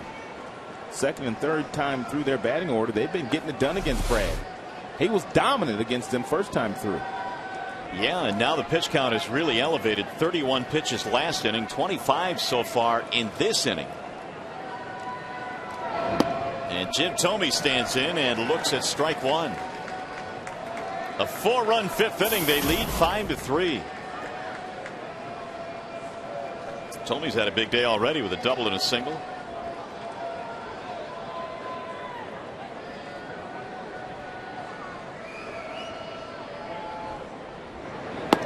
Ball high. 1-1.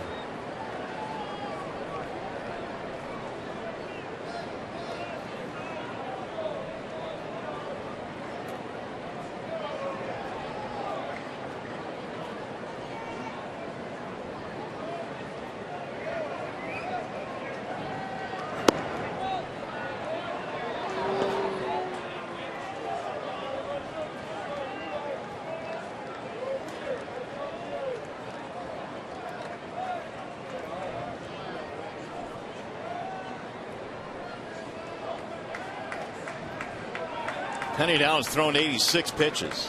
Still only 1 out here in the 5th. Here's the 2-1. Make it 2-2 now on Jim Thome.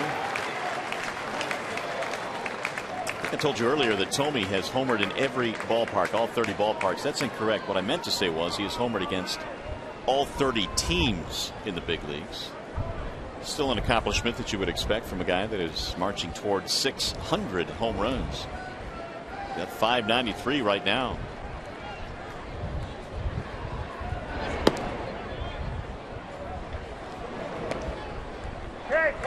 So it's 3-2.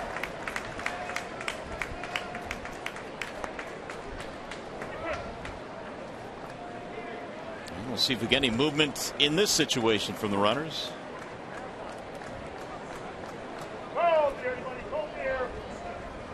Kubel and Kadire. They hold, and Thome nubs one foul.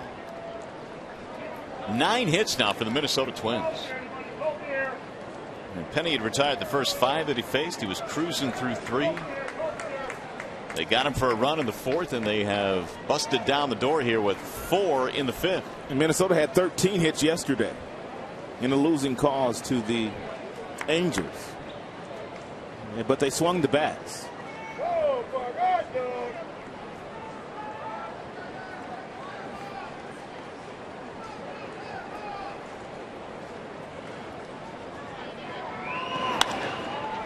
In the air toward left, chasing Dirk's back. It's carrying, and he'll reach up and make the catch right at the fence. He plays a nice left field.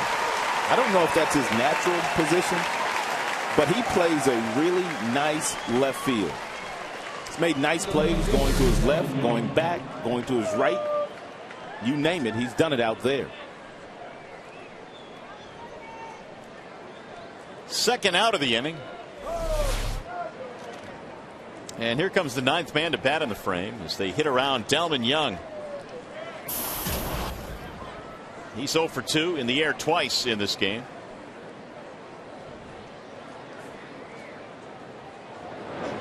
And a bouncing ball off the hand of Penny. It'll roll to Peralta, and he'll throw him out. Let's hope he's okay. Looks like it. A 1-6-3 ground out to end the inning, but a big inning. 4 in for Minnesota. Tigers baseball presented by Bell Tire.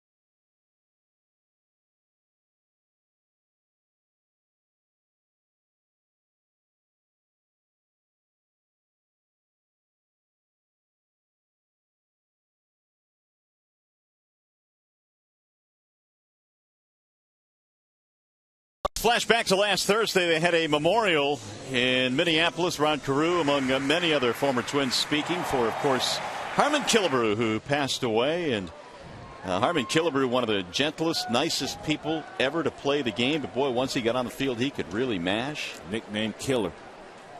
573 career home runs for Killebrew, who recently passed away, and baseball has lost a tremendous person. No question about that. Ryan Rayburn leading it off as we go to the bottom of the 5th inning. It is 5-3 Minnesota. The Twins have come back from a 3-0 deficit. You see the number 3 hanging. The Killebrew jersey. And not only do they have that service at the ballpark in Minnesota, but the entire traveling party, the Twins traveling party, the entire team had a chance to go to his funeral. Rayburn got out in front of that one and hit it foul down the line. That's a welcome sight right there. Even though it's foul, it's good to see Ryan get out in front of something. He's been tardy on a lot of his swings this year, and that's why the batting average is at 193 as we speak. He's been working hard, though. Batting practice just about every single day. Pulled to the shortstop. Casilla backhands another. In the dirt. Morneau holds on for the out. Boy, did he bail him out. That's what good first basemen do. It is the most underrated position on the field, but you can save the left side of your infield a boatload of errors if they just don't happen to make a good throw across the diamond.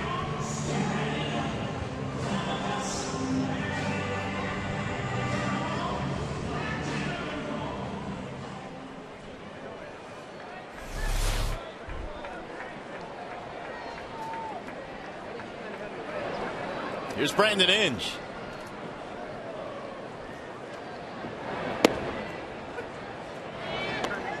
Inge had a single, stole a base, his first of the year, and then eventually scored on the Dirks double. That was back in the 3rd. Dirks, Cabrera, and Bosch with the RBIs, I should say, in this game. Cabrera's came on a home run.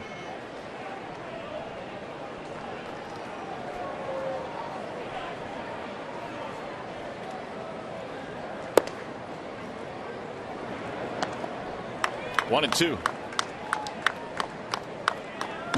So Blackburn, who fell behind 3-0, has watched his teammates, the lowest scoring team in the American League, give him a 5 spot to work with him. Strike called on the outer edge. Inge is out. 3 strikeouts for Blackburn, 2 gone.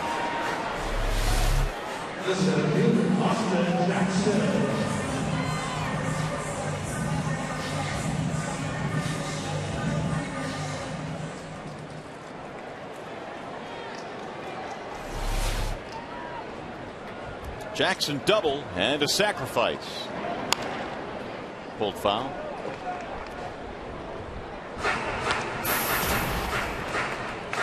AJ now with 30 hits in his last 28 games.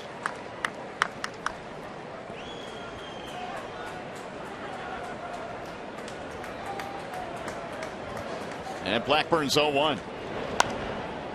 Foul away, make it 0-2 on Jackson. Twins pitching has certainly been a whole lot better in recent games for them. Over their last 12, the Twins starters have had an ERA of 2.79.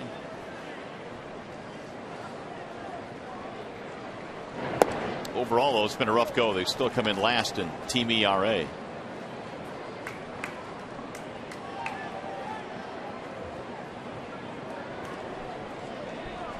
Souvenir.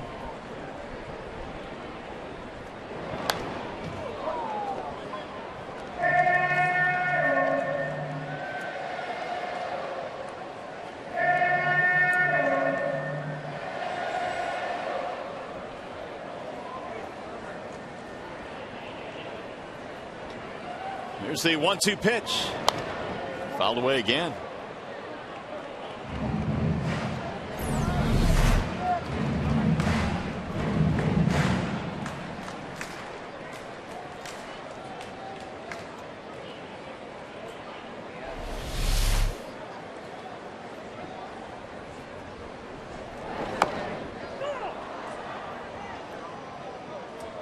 Jackson stays alive.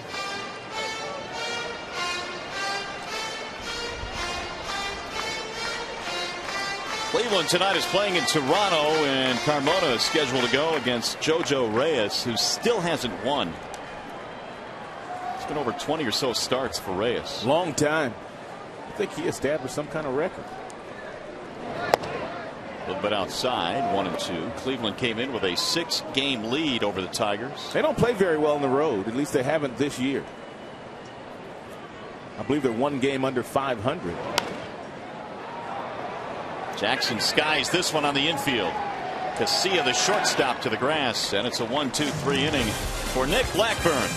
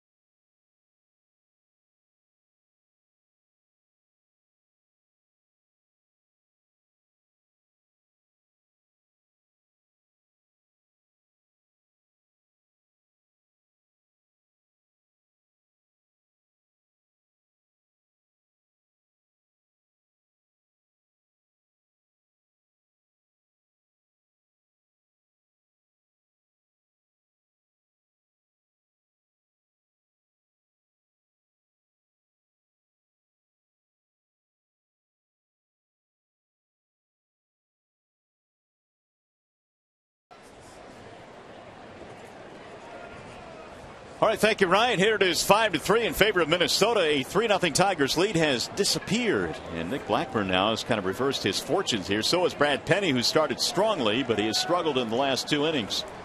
Penny now has thrown 91 pitches. And Danny Valencia leads it off. It'll be Valencia, Rivera, and Span here in the top of the 6th. Brad's first pitch is low and away. 1-0.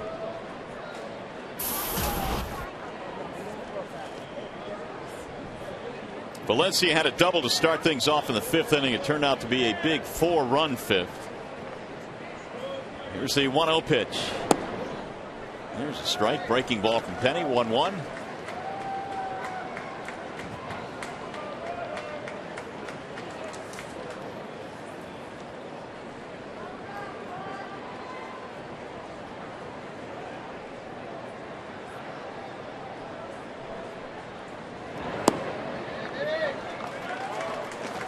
Tomorrow it's Max Scherzer and Brian Dunsing.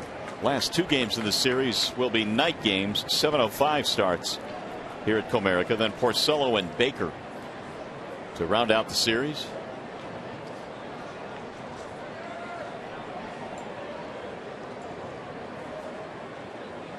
Here's the 1-2. 2 balls, 2 strikes on Danny Valencia. First time in the big leagues last year, hit .311, did really well in his first major league opportunity.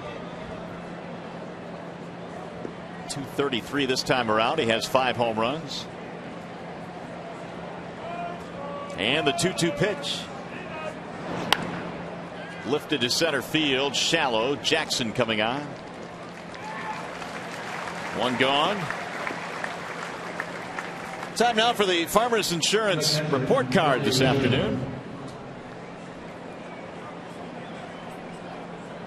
And Hammer and Hank Greenberg is our subject today on the report card. He served in the U.S. Armed Forces from 1941 to 1945. His service was the longest of any major league player. And a lot of players obviously serving in our military. Many of them had their best prime baseball years taken away.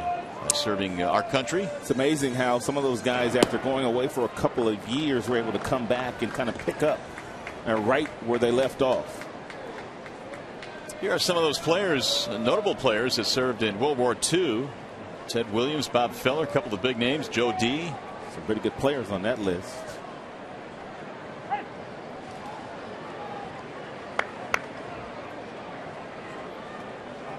And Hank Greenberg served the most of any major league player. Here's the 0-1 pitch. 1 ball, 1 strike on Rene Rivera.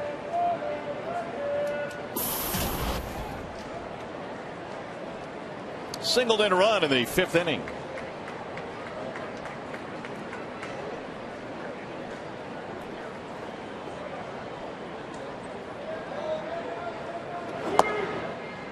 Right at the knees, 1-2 on Rivera. RBIs today for the Twins. Kadire has 2, 1 for Morneau, 1 for Kubel, and 1 for the number 9 hitter Rivera.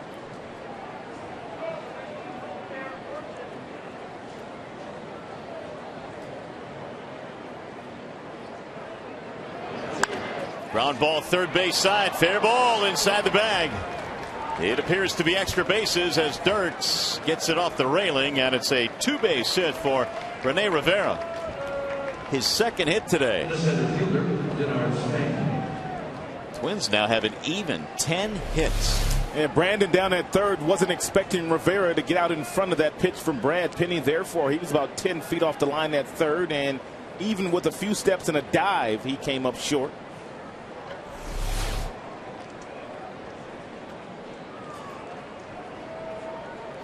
Ten hits for the Twins, only 4 for the Tigers. Here's Denard Span. Twins also have 4 doubles in this game. Span looks at ball 1.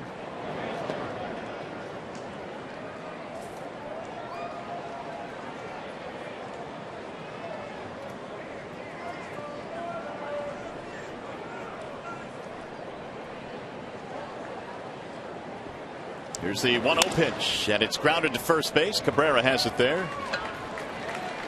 That'll advance the runner. Second out of the inning. The shortstop, Alexi Garcia.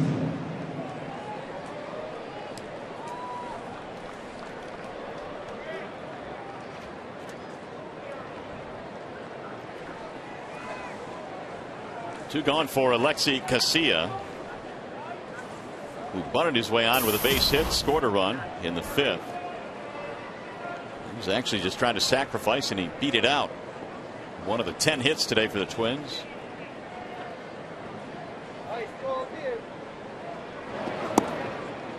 Ball 1.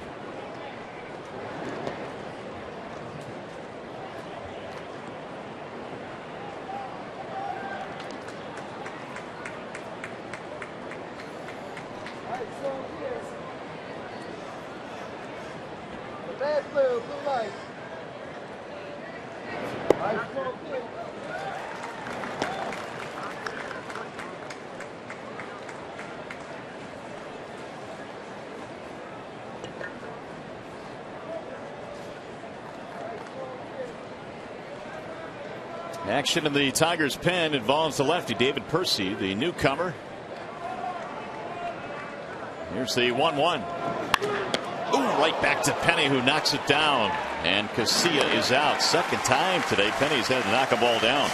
That time he used his glove. We'll go to the bottom of the 6th. 5-3 Twins.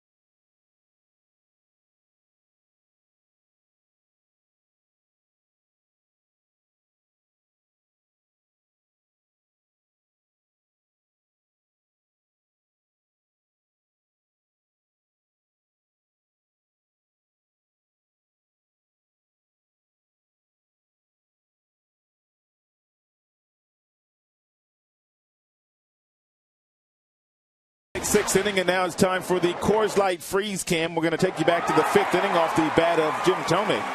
Nice running catch by Andy Dirks in left field. Bosch, in right field. They both made identical catches today. My bad. Coors Light freeze cam, as always, brought to you by your Frost Brewed Coors Light. And as we play here in the bottom of the 6th inning, Tigers trying to get the bats going. They've not been able to do anything against Blackburn, who has kind of settled in after giving up 3 early runs. 8 straight have been retired.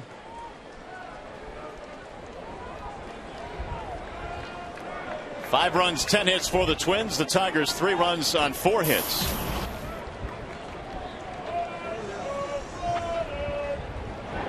And the first pitch is in for a strike on Andy Dirks. He'll be followed by Bosch and then Cabrera, the 2, 3, and 4 hitters in Jim Leland's lineup. The 0-1. Slice the other way, base hit. Dirks is on again, his 2nd hit of the game. So he is still swinging it. Ball at the top of the strike zone, and Dirks able to climb the ladder and get enough of it to hit that ball into left field for a solid single.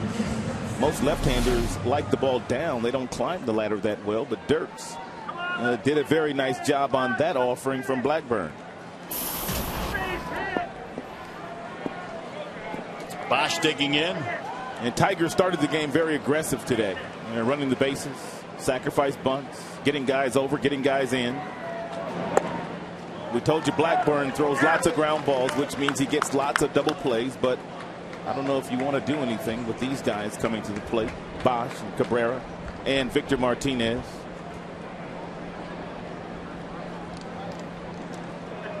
Here's the 1-0. Fouled off. 1 ball and 1 strike.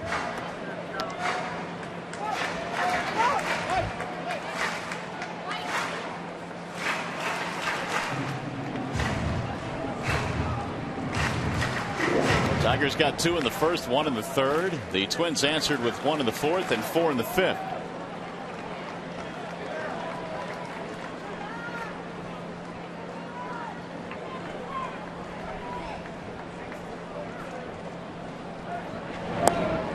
A little bit outside. 2 balls and 1 strike.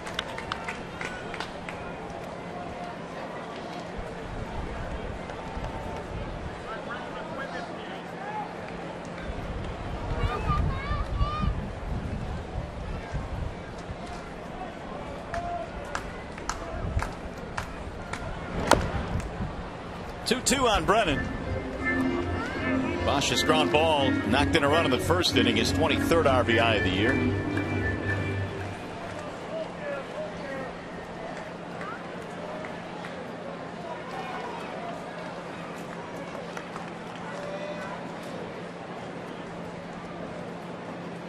Blackburn has thrown an even 80 pitches to this point.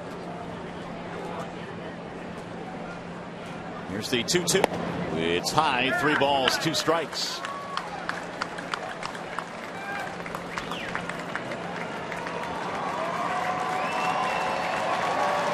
I would expect that Dirks will run on the 3-2 pitch. Very few times this year has Jim not allowed the base runner to take off in this count. Runner holds, and it's in the air toward left, hit pretty well. Young is on the move. It's carrying out to the wall, and the catch is made by Delman Young. Blackburn not out of the woods yet. First time up today, Cabrera, who has outstanding numbers against him, took a 2-seam fastball down and in and whistled it into the Tigers bullpen. And Cabrera, as he hits third base, has a little stutter step that he has incorporated into his act. I kind of like it. Well, at this time, at 3 p.m. here at Comerica Park, we are observing a national moment of remembrance.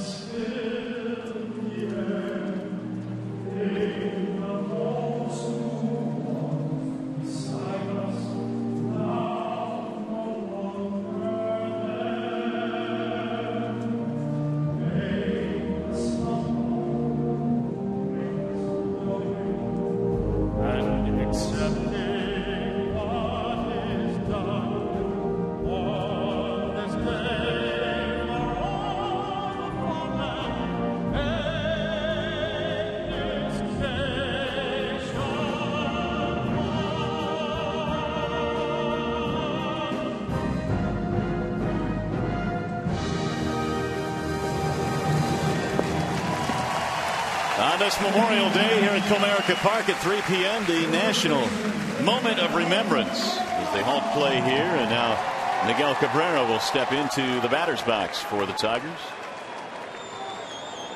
5-3, Twins lead. Tigers have 1 on, 1 out.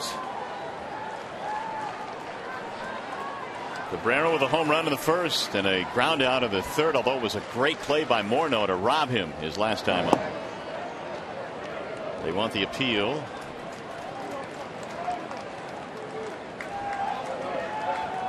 One ball, no strikes on Cabrera.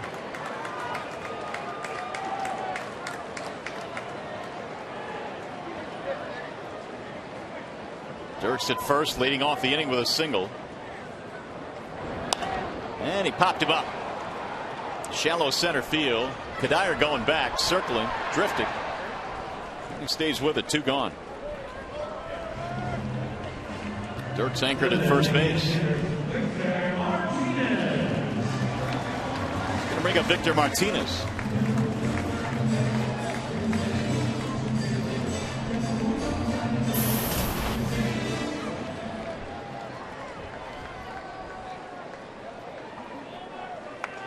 Victor is 0 for 2 in this game.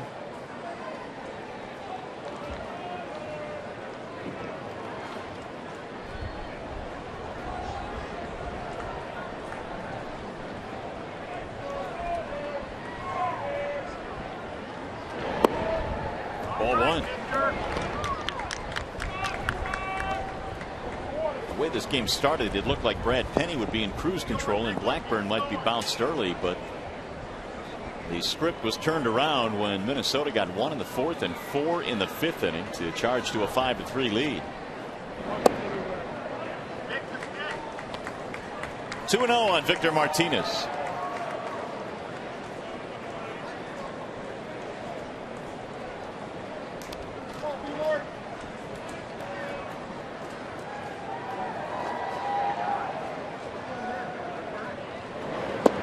He's taking 2-1. Good pitch. Change up in a 2-0 count. And knowing that Victor's sitting on a fastball, it's a circle change. Even though it was up, still enough to get Martinez out in front. That's what the changeup is designed to do. High fly ball right field and hit well. Kubel back to the wall. He leaps. He can't get it. It's gone. A home run. Victor Martinez has tied this game.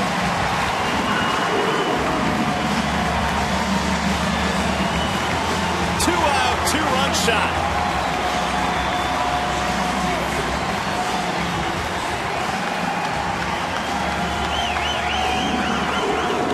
What was that big?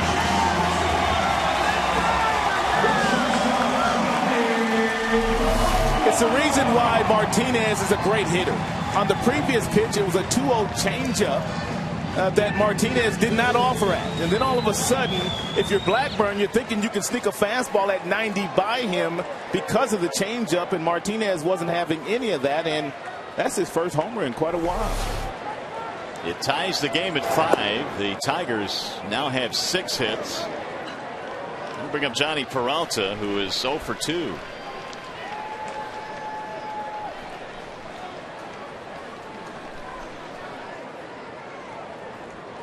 Number 5 for Victor Martinez.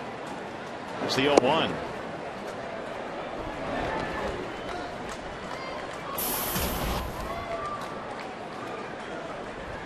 Ground ball, fly ball for Peralta, trying to extend his hitting streak.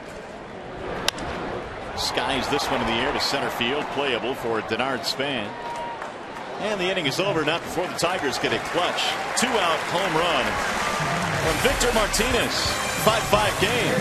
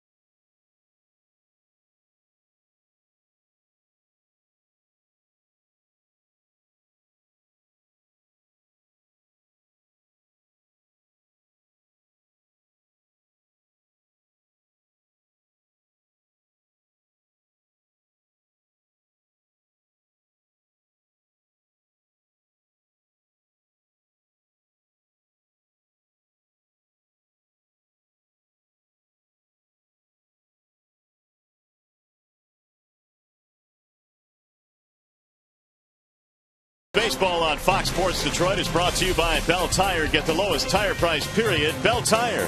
And by Quikrete. It's what America's made of. Visit quikrete.com. Tigers have had a couple of home runs in this game. They've also featured a couple of stutter steps around third. A couple style points. And Victor, there he goes. I was talking to Cabrera about that the other day. I said, what's with this stutter step? He said, when I was with Miami, with the Florida Marlins, he said, my third base coach would pretend to be a quarterback and then hand the football off to me, and I would take the fake handoff at third. He said, but Gene Lamont doesn't want to do that here, so I just incorporated something new, the stutter step. And apparently, Mr. Martinez has followed suit. Gino doesn't want to play quarterback. Well side windows pitching change. Here's David Percy. He made his Tiger debut yesterday against the Boston Red Sox and pitched one clean inning, and he looked very good doing so. And appears that he can present some problems for left-handed batters. Power fastball anywhere from 90 to 93. He's got a little slider. For the most part, just a two-pitch pitcher, although he's a previous starter with a changeup. Does not throw many changeups when pitching late in games. So Jason Repko will pinch hit against the lefty Percy. Tigers acquired Percy just a couple of days ago when they sent Scott Sizemore to the Oakland Athletics. And the Oakland Athletics have a surplus of pitching. They must to give up an arm like this.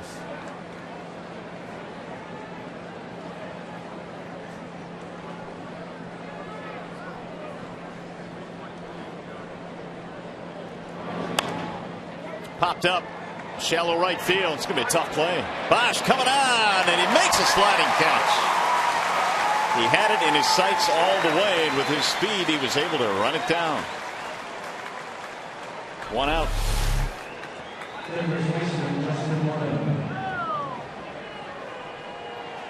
That move surprised you, pinch hitting for Kubel? Wonder if he's hurt. Because they wouldn't take Kubel out of the game just because the lefty is in with him. Well, I wouldn't think so, because I don't know for sure what his numbers are against lefties, but I thought they were pretty good when we were in Minnesota. Yeah, he's your number 3 hitter. I don't think you take him out of the lineup unless he's got a problem physically. Here's Morneau.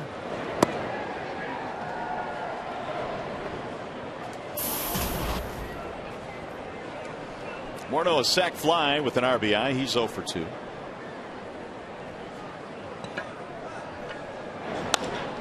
That's pulled to the right side. Rayburn has it there. Morneau is out. 2 gone. Hey, fans, don't miss your chance to see the Tigers play the Seattle Mariners June 9th through 12th. Get your tickets now at 866-66-TIGER or log on to tigers.com.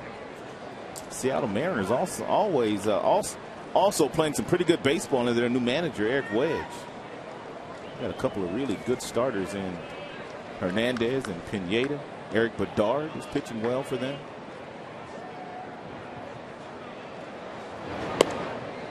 Well, those 2 guys alone will keep you in a race. When we saw Pineda earlier this year, I don't know about you, but I was real impressed. Absolutely. Absolutely. Big, strong, physical guy. Fastball in the mid to upper 90s. He appears to have a nice little mean streak in him, too. Yeah. Pretty good 1-2 punch. They'll be on display here at Comerica. 5-5 game. The home run by Victor Martinez knotting this one up. Percy's 2-0. 2-1 on Kadire. Looked up those numbers, by the way. Kubel is 258 against lefties. Something must be wrong. You never know, though. The 2-1. Ground ball to third. Brandon gobbles this one up. Bam! That's going to be a 1-2-3 inning for David Percy. Nicely done. No runs, no hits, nobody left. And so Percy does his job. And we hope you're having a terrific Memorial Day weekend wherever you may be. A lot of vacationers, perhaps some of them at the ballpark today catching Tigers baseball. But it's been a great day here at the ballpark, and in special recognition of the military, USAA now presents the Singing of God Bless America by Technical Sergeant James Donaldson. Let's listen in here at Comerica Park. God bless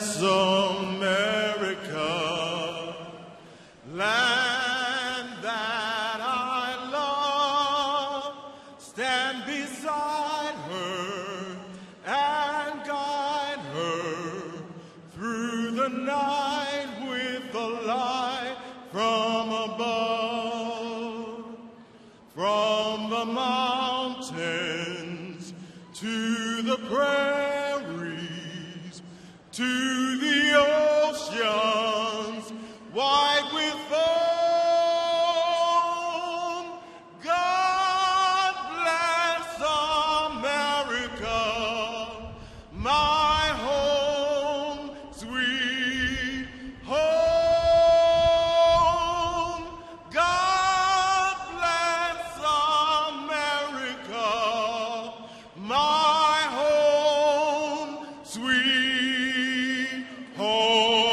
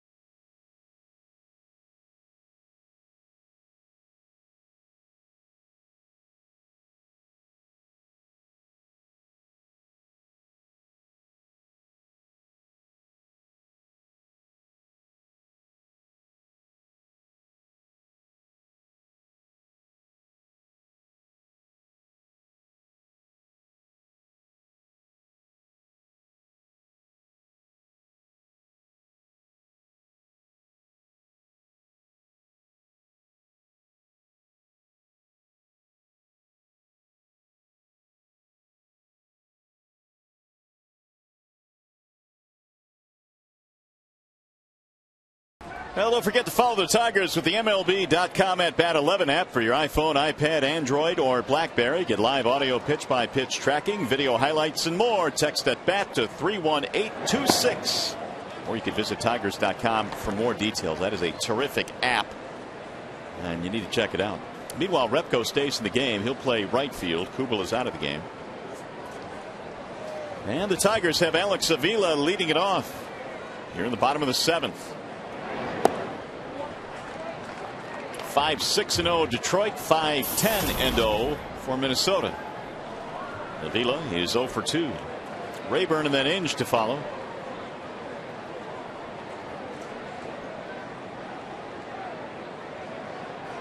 Here's Blackburn's 2-0. Inside on Avila, 3 balls, no strikes.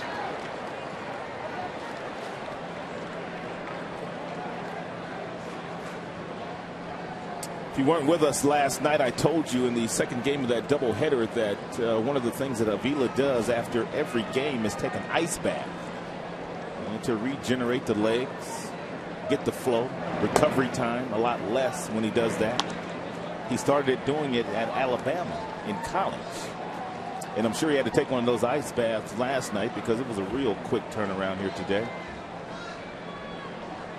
On a day like today where the temperature now is 88. I might take one of them ice baths today. Sounds like a good idea.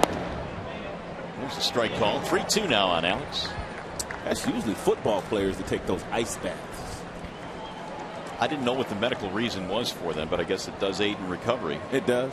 It's almost like putting ice on your arm like pitchers do after starts and relief appearances. And there's a walk. Leadoff man is on.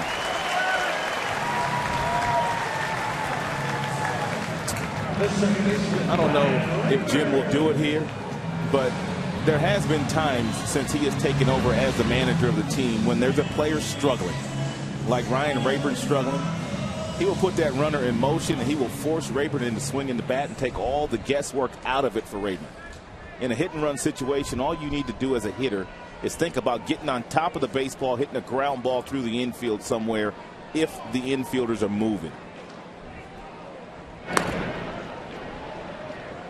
Ron Gardenhire thinking along them same lines, too. You can't get much by Gardenhire. He was manager of the year last year in the American League, and he's finished second in that same award about 3 or 4 times.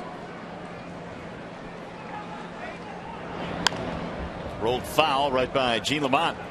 Let's take a look at Ryan's first at bat today. He lined out to third base, and one of the things they were talking about with him today is you got to load up with the hands. Take a look at the hands. They have to go back before that foot hits the ground. It's called separation, and right now he doesn't have that good separation, which means the foot's in the air. He's still trying to swing. Therefore, the bat speed really hasn't been there for Ryan in the last few weeks. Lloyd McClendon was working with him on the field today, and before every swing, Lloyd was saying, load up, load up, load up. And Ryan had a pretty good BP session today.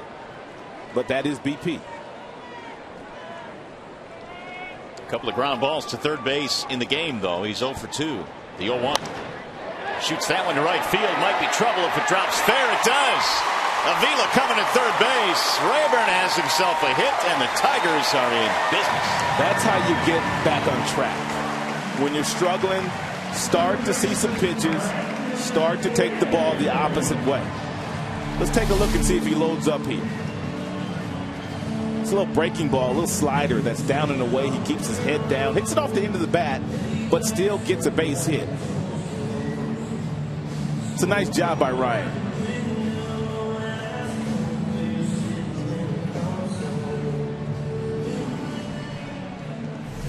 And that's going to be it for Nick Blackburn. He will depart the scene here as the Twins go to the bullpen.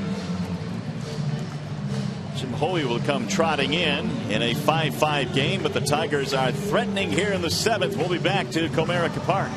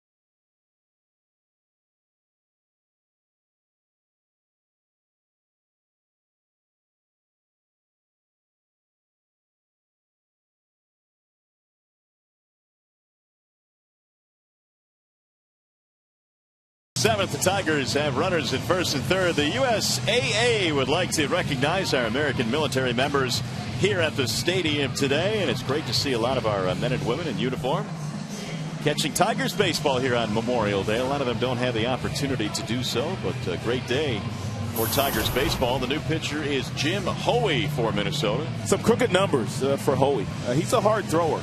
However, he has not racked up that many strikeouts, only 6 in 10 innings that he's pitched this year. You see the earned run average is close to an 11, and the opponent's batting average is over 400. But what Ron Gardenhire is hoping for here is that he can get a strikeout. Well, Brandon Inge will be the first man to face him. Brandon had a single, a steal, and a run scored his first at bat. Tigers trying to take the lead in a 5-5 tie. Nobody out.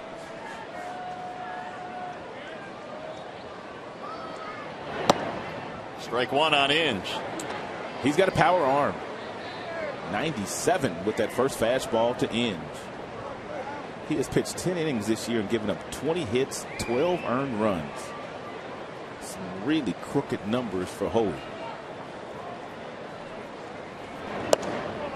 Missed the outer edge that time. 1 ball, 1 strike.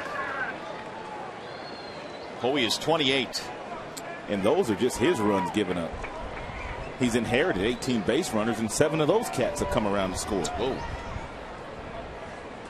Let's add a couple more to that.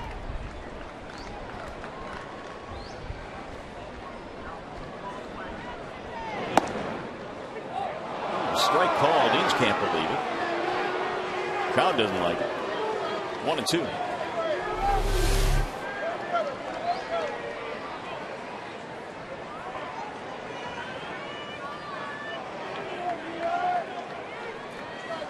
Looked like it was up and in. And the 1-2. 2-2 on Brandon.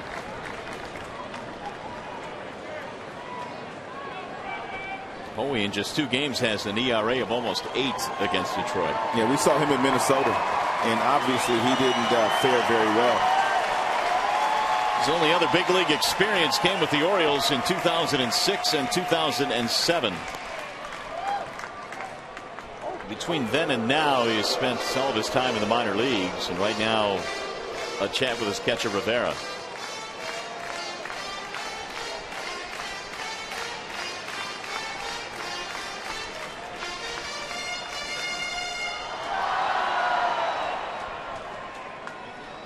Avila walk and a Rayburn single, leaving runners at first and third with nobody out.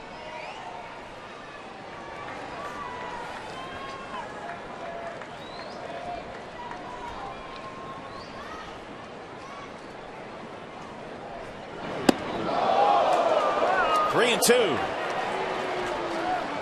97 miles an hour with that one coming up at around the chin of Brandon Inge.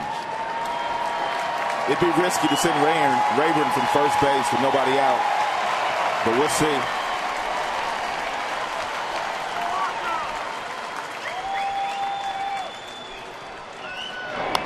Fouled straight back. Rayburn was not going.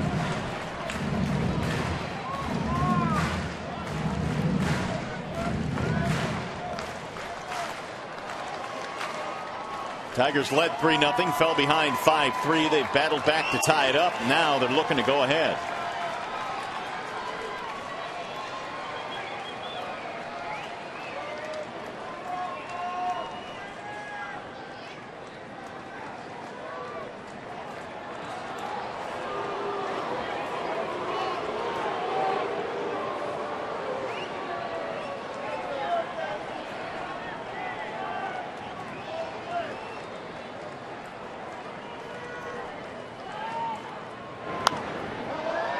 Fouled back out of play. Inge handing out a souvenir.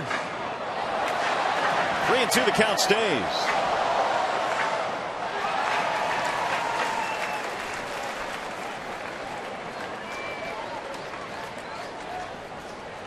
Percy coming out of the pen to get him 1-2-3 in the top of the 7th. Tigers trying to answer here in the bottom. Throw back.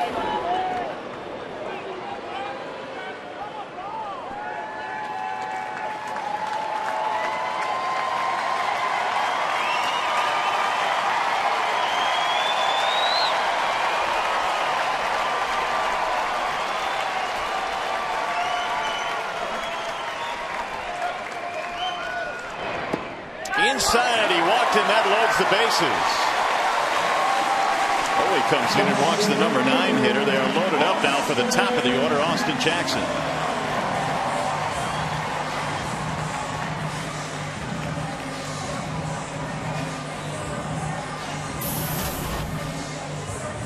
Who in this game has a double and a sacrifice. 1 for 2. Here's an area where Jackson has struggled in his career. Bases loaded. Only a 167 batting average for AJ, but here's a situation where look for the fastball and simply try to hit a fly ball to right field, deep enough to score the runner from third. Ball 1.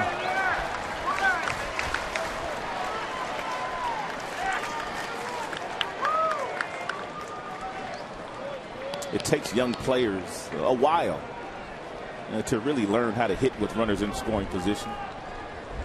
And so many times young players feel like the pressure is on them when obviously it's not. The pressure clearly on Hoey on the mound. Nobody out, bases loaded. Hoey inherited a couple of runners. He has added one more of his own. There's a strike. 1-1. Changeup. 97 to 80 miles an hour. It's a 17-mile-per-hour differential. With no deceleration in the arm. Inside again. 2-1.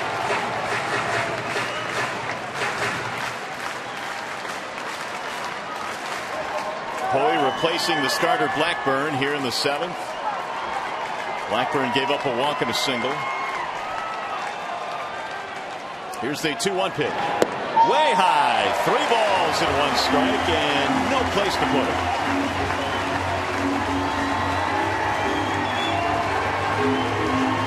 Well, Rivera again walks out to the mound.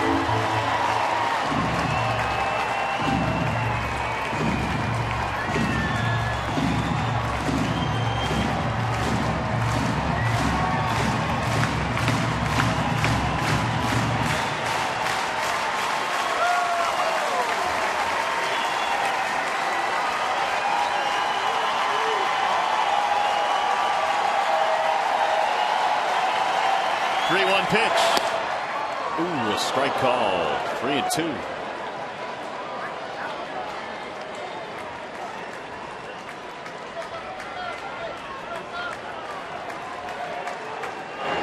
He got him. Strike 3. Jackson is punched out of there. A gargantuan strikeout for Hoey. And he's going to be taken out of the game. Well, that's why he came into the game. He was hoping to get a strikeout of Inge, but he didn't get that one. But he got the strikeout of Jackson. Jackson couldn't pull the trigger on a firm fastball that appeared to be at the knees and splitting the plate. So as Hoey departs, they go right back to the bullpen. We'll be back in a 5-5 game.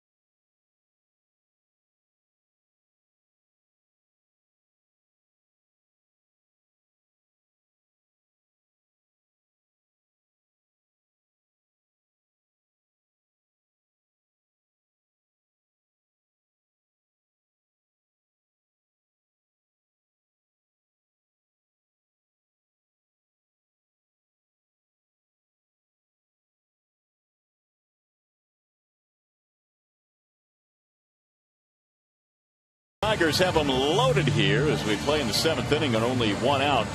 They've gone right back to the bullpen. Minnesota now will bring in Phil Dumatre. He's done some nice work against left-handers, and that's one of the reasons why Jim has gone to his bench and bringing up Casper Wells to hit against him. Take a look at some of the numbers. 0.71 batting average. So with Dirks due up, Wells will pinch hit for him. Jackson has just taken a call third with the bases loaded, so Dumatre trying to pitch out of the rest of this jam. And here comes Casper Wells. .231 this year for Wells.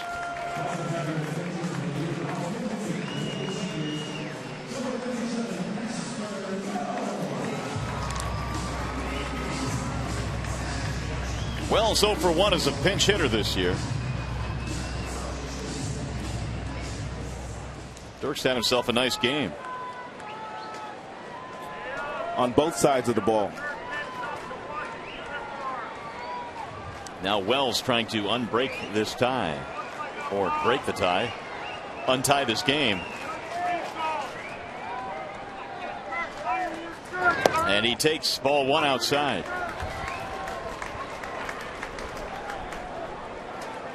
Dumontre is from Bakersfield, California, still lives there. Cincy, Pittsburgh, in his background in the big leagues. Fouled straight back 1-1.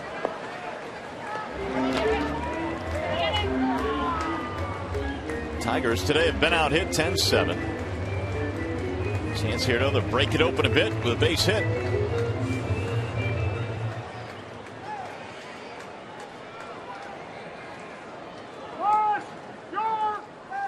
That's something loose out there in center field, and Denard Span has to run it down. Baseball, maybe. From the bullpen? Yeah. How'd he get out there? It must have bounced and then bounced up off that wall out there, ricocheted into center field.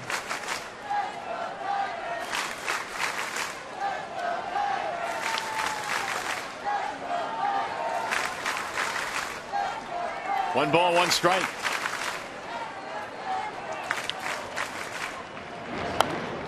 Foul away again. Now it's 1-2 on Wells.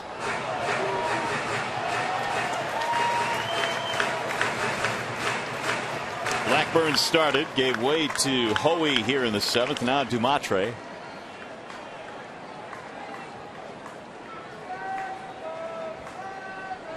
There's Bosch waiting on deck.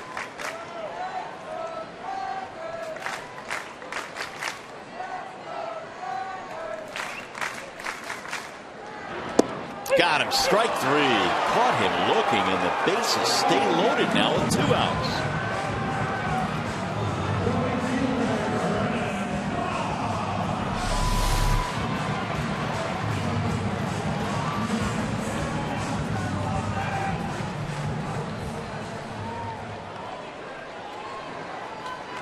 Casper thought apparently that it was inside, and it just caught the corner.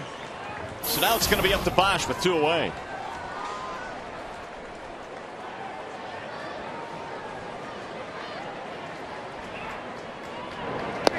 Wave and a miss, 0-1.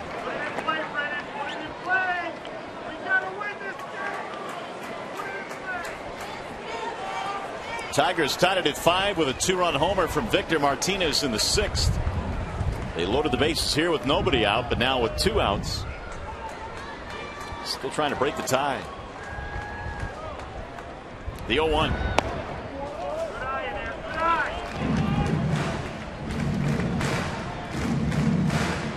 Five strikeouts today by Twins pitching, all of them a called 3rd strike.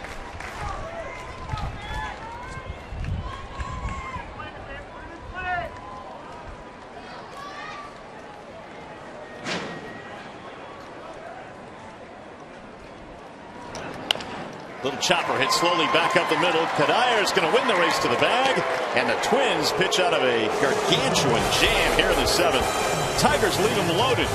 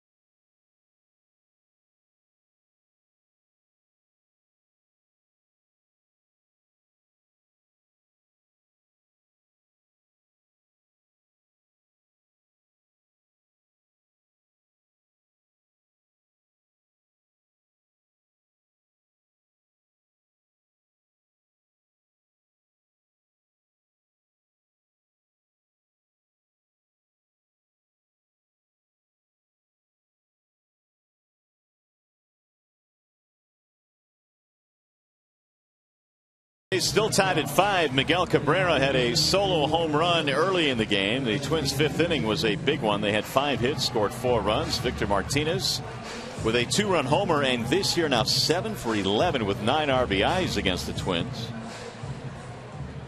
We have some changes. Casper Wells stays in the game. He'll play right field, and Brennan Bosch will move over to left field. And so it's still a 5-5 game as we go to the 8th. Jim Thome leads it off against the lefty David Percy. He came out of the pen in place of Penny in the 7th and got him 1-2-3.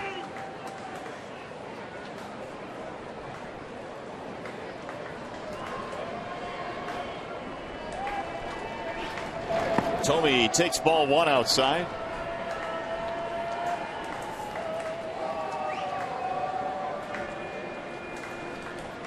Yeah, they bunch Thome on the right side of the infield. And that's where he hits most of his ground balls.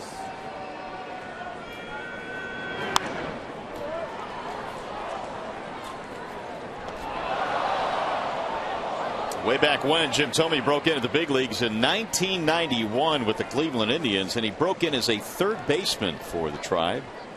He's done a lot of damage throughout the years against Tigers pitching. A lot of home runs. Well, he's done that against everybody, though. Look out. That one came up and in. All the way to the backstop it goes.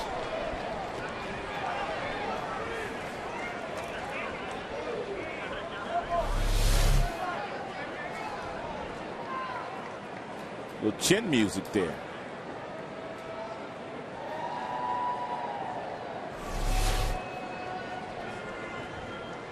.291 career against Detroit, 63 home runs. That's a lot of trotting around the bases. 142 stakes, too. Thome spent some time in the National League with Philadelphia. After a bunch of years with the Cleveland Indians, he went to the Phillies in 03. Came back to the American League with the White Sox, briefly with the Dodgers. Fouled away. Thome really couldn't find a job last offseason before the Minnesota Twins finally signed him.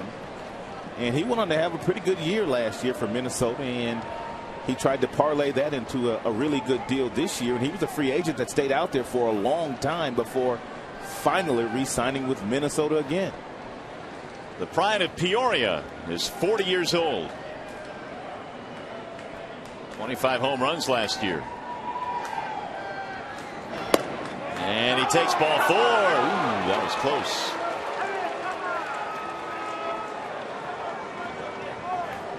Pinch runner for Thome.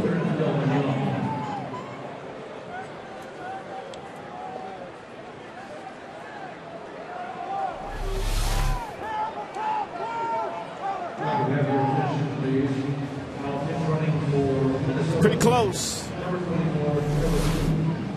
Trevor Plouffe will pinch run at first base, and Percy will give up the baseball. Tigers will be going to the bullpen here, so the lefty checks out. Delman Young is due up. And Mr. Albuquerque coming in. So in a 5-5 game, we'll be back.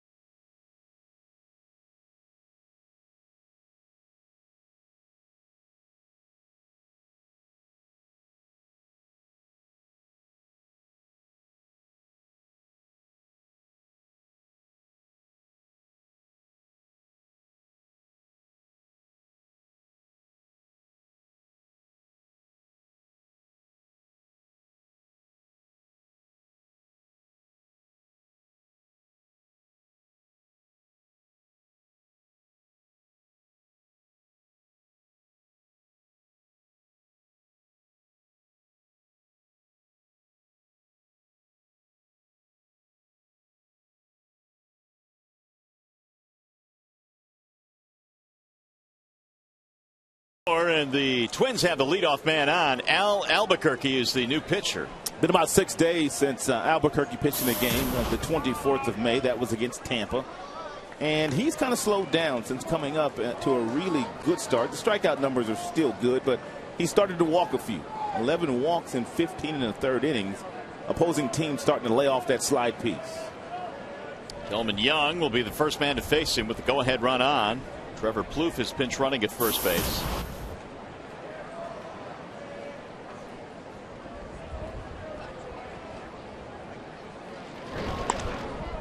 Fly ball left field right at Bosch.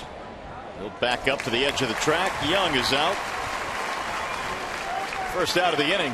Tillman Young flied out to his workout buddy. He and Brennan Bosch work out in the off season out in California. He'll bring up Valencia. Got word, by the way, on Jason Kubel. He left the game with a foot sprain. X-rays negative, so that's why they pinch hit for him. He must have did it on that home run ball that he jumped up trying to catch that Victor Martinez hit his way. That may have been where it happened. That's a big bat out of their lineup now. One strike on Valencia.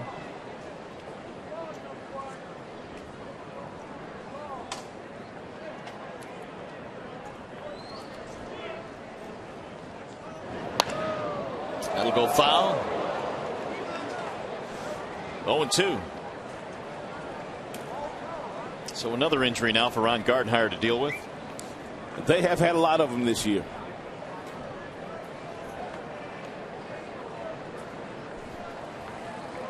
No balls, 2 strikes on Valencia. Double in 3 at bats in this one. He has grounded into 8 double plays this year, which leads their club. Number 9 would be lovely.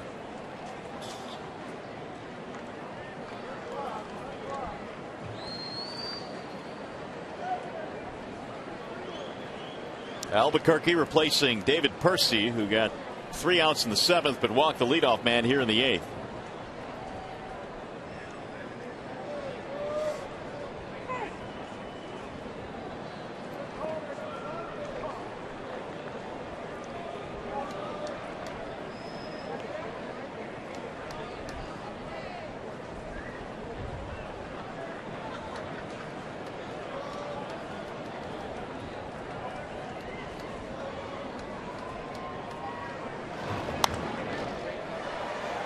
Two, the count stays on Valencia. Albuquerque started the year in the minor leagues. Still go back to that 3-inning effort that he had against the Cleveland Indians. Is probably his best outing of the year. He was flipping up sliders all night long in Cleveland. They could not even touch it. Struck out 6 that night in the 3 innings that he pitched.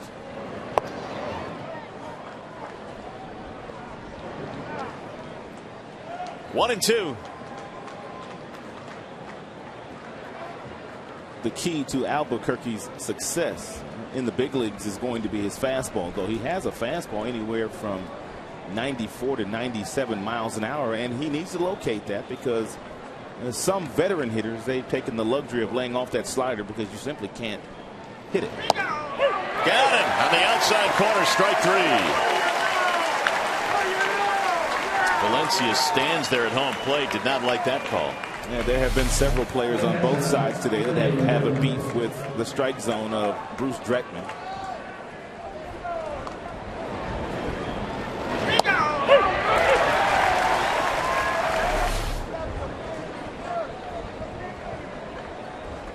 Is Hawk Harrelson in the house today? I thought I heard him. Somebody just dropped a he-gone. And he called it actually before the pitch hit the glove. That he did. That's pretty impressive. Here's Rivera. Swing and a miss. 0-1 on the number 9 hitter. 5-5 game. We're in the 8th. The Twins have a man on, 2 men out. Not much day baseball today. Most of the action is either a little bit later today or tonight. A handful of games today. Usually Memorial Day is most of the actions in the afternoon. That's what I thought. Kansas City playing on the West Coast, though. That's why they're starting a little bit later. That's going to be a day game. No, actually, they're at home. It's a 4:10 start. I take it back. Cleveland is playing a night game tonight in Toronto.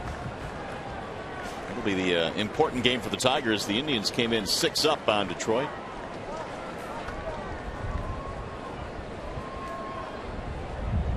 The 0-2. Missed it high. 1 ball, 2 strikes on Rene Rivera. Temperature today hasn't quite hit 90, but boy, is it close. 88 degrees, and a good sized crowd enjoying this one tonight. Better than 30,000 fans here at the ballpark. Swing and a miss. He couldn't hold up. Albuquerque comes out of the pen and gets 3 outs. Nicely done. Bottom of the 8th coming up.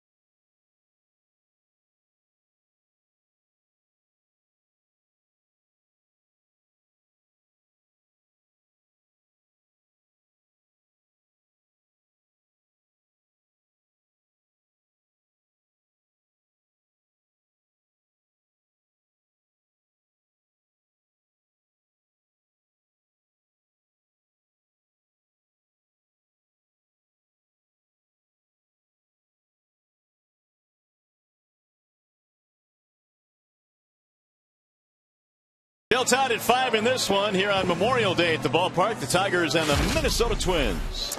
Tigers big boys have gotten it going here today. It was Cabrera playing long ball in the very first inning against Nick Blackburn. And in the 6th inning, it was Victor Martinez hitting his 5th of the season. It was against Blackburn as well, and his first home run since May 11th when the club was in Minnesota.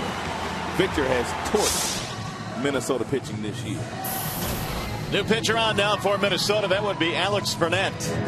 Yeah, they've got some guys coming out of this bullpen this year that we're not all that familiar with. Guerrier and Crane are gone. Nathan is on the disabled list. So quite a few new faces for Ron Gardenhire these days.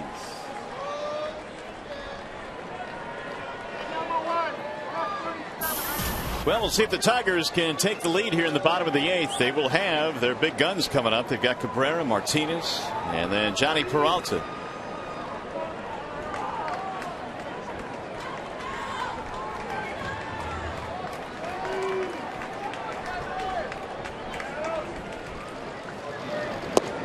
First pitch is in there for a strike on Miguel. Home run in his 3 at-bats, and that was number 10 back in the first inning. Tigers raced out to a 3-0 lead, fell behind 5-3, then tied it up. Ball outside, 1-1. Miguel still going with that slightly open stance. He opened up.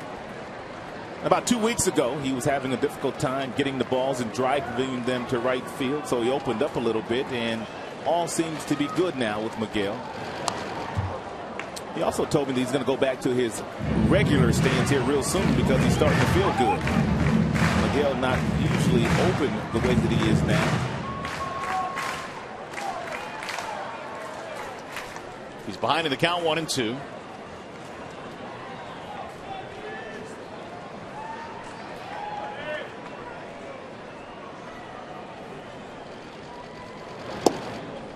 Some question as to whether Valverde would be available for today's game if the Tigers take the lead here in the bottom of the 8th. It looks like Papa Grande is warming up, so I guess the answer to that question is yes. Well, Jim said he was good before the game.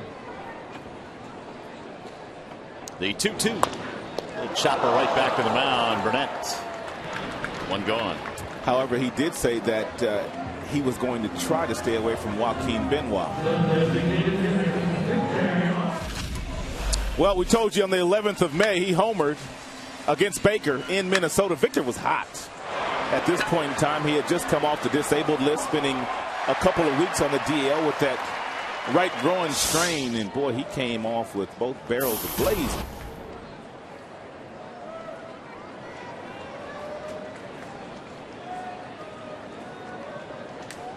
Victor now has 5 homers.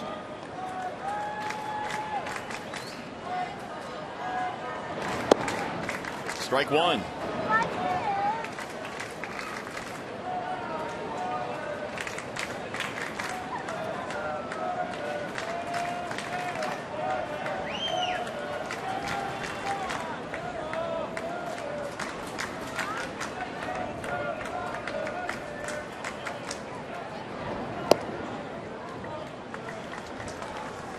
One and one on Victor Martinez. Victor now has had 7 hits on the homestand. He had 3 of those in the nightcap last night against Boston.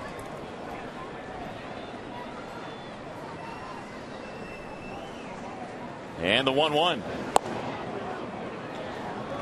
1-2 on Martinez.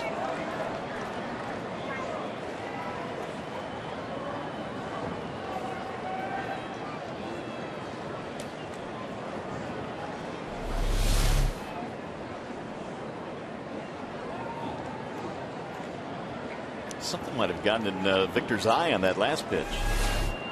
Those moths have been a problem for the home plate umpire today. Here's the 1-2. Way outside. 2-2.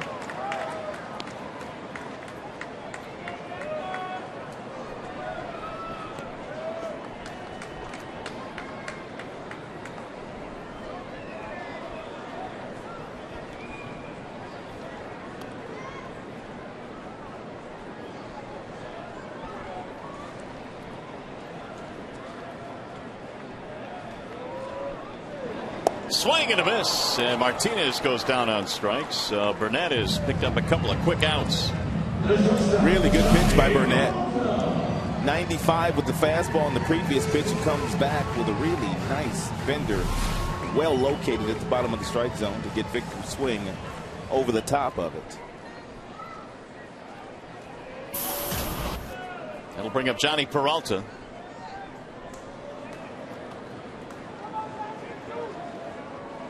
5 runs, 10 hits, Minnesota. Tigers 5 runs, 7 hits. We've been tied since the 6th inning in this game.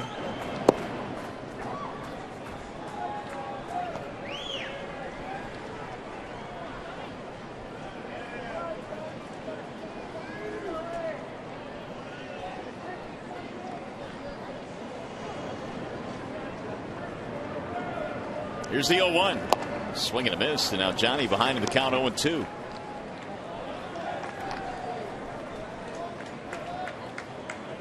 Blackburn gave way to Hoey and Dumatre in the 7th, and now Burnett here in the 8th. Tigers had a tremendous scoring opportunity. Bases loaded, nobody out in the 7th, and couldn't push one in. A couple of strikeouts and a ground out.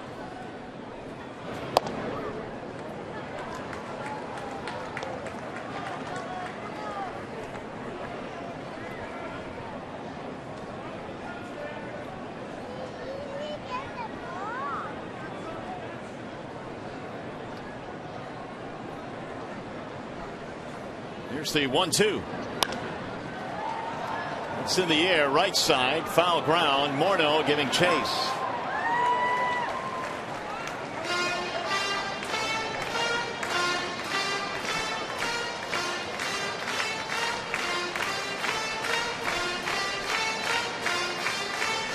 Twins in the 9th will have the top of their lineup.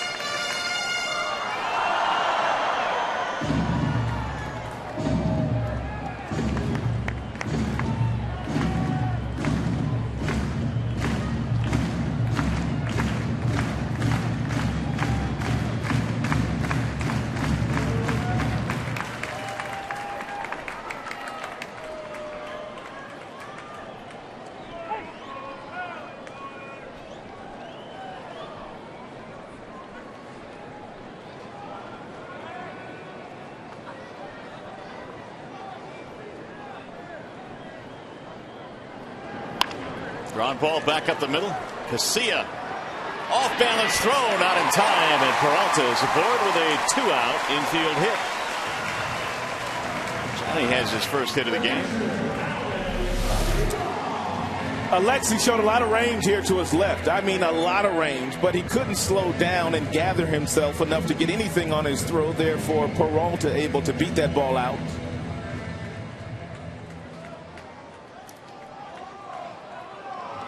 It'll be the 8th hit of the game now for the Tigers. Go-ahead runner is on here with 2 outs. That'll bring up Avila. Alex had a base on balls to lead off the 7th.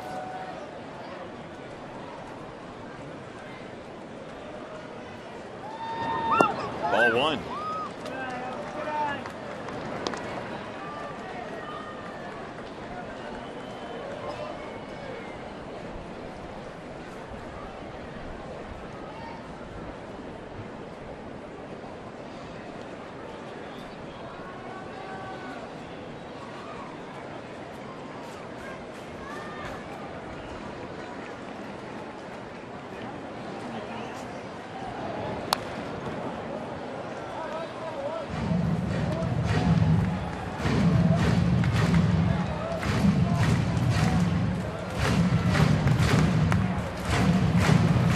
Peralta, the go-ahead run at first base.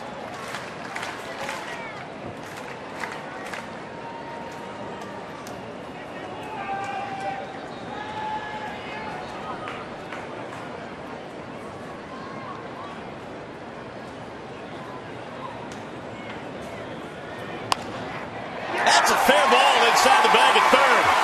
Peralta coming to third base, and it's been touched by a fan, and that's going to cost the Tigers a run.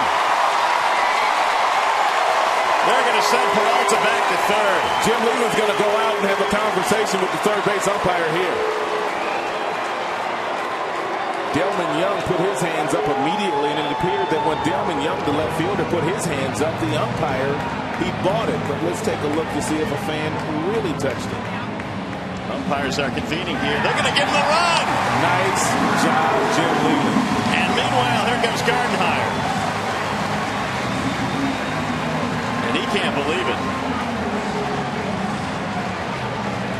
So the Tigers will get this run. Gardy's going to get kicked out here. Yeah, that's a given right now. Yeah, he's going to get tossed. Peralta gets a double and an RBI. Gardenhire is minutes away from getting the heave-ho here. He is fired up.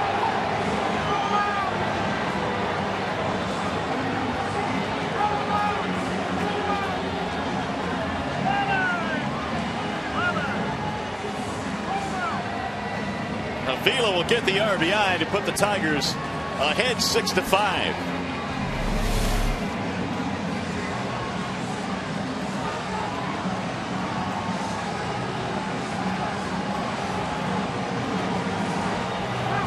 Went into the seats and out. Young throwing his hands up immediately. The umpires wasted little time in convening, and they gave the Tigers the run. That's Gary Darling. He's the third base umpire. Who overruled him? Was it the home plate umpire that overruled Gary Darling? I want to say it was Paul Emmel at first base. I don't know, though. I saw him coming from the first base end. It was a nice sail job by Delman Young in left field. Watch Young. Oh, it looked like he got that left hand, too. Ooh, I don't know, buddy. And now Gardenhire's been thrown out. Well, you knew that was coming. It just took a little longer than we thought. So, Gardenhire's going to go off for some more now that he's been thrown out.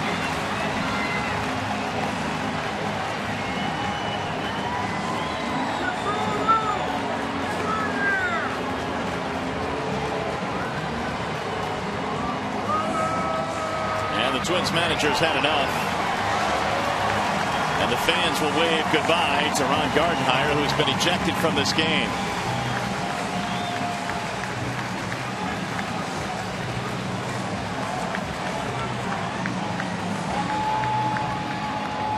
Peralta made up his mind he was going to score on this play.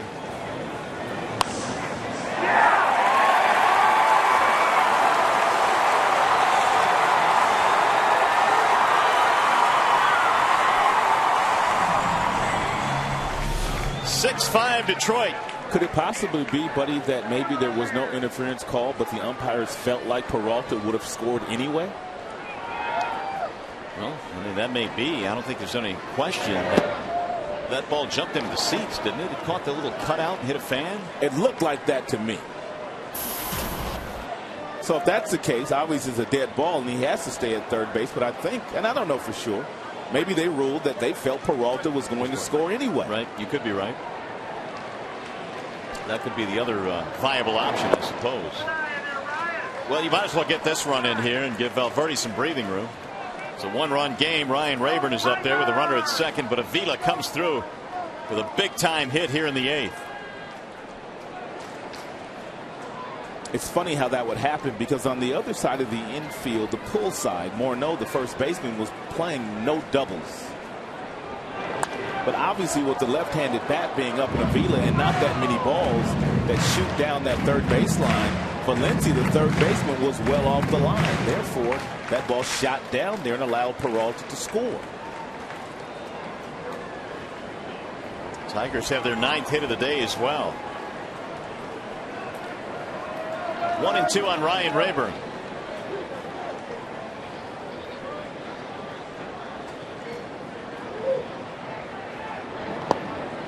Gets away, but not far enough from Rene Rivera.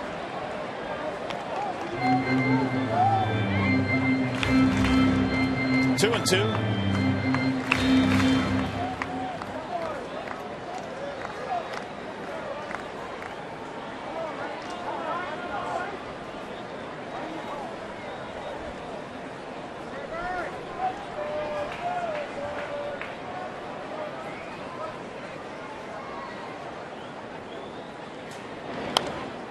Fouled away.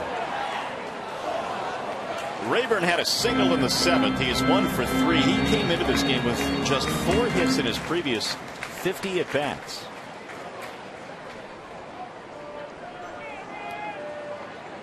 He's got a chance here to deliver an insurance run.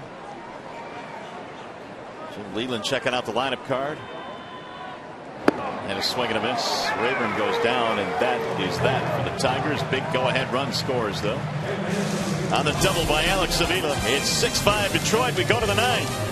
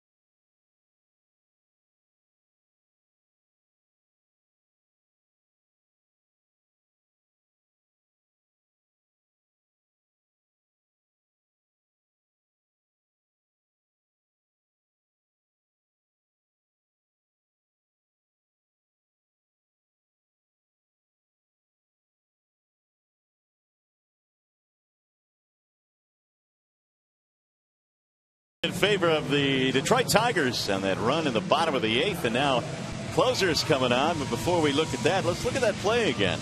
Yeah, let's kind of see where Peralta is when apparently there's some contact made by the fan with the ball.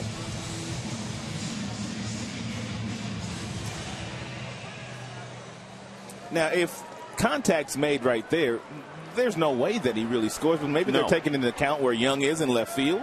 I mean, you can see the left fielder at the top of the screen. Maybe they say, okay, by the time he gets there and gets this ball, there's no way that they're going to throw Peralta out. That's the only thing that I could think of. But we'll probably get a correct ruling on that at some point in time. Now, there was the fan that was leaning over the railing, and there was also the fan that was seated when the ball went into the seats and out. As you look at the numbers on Valverde.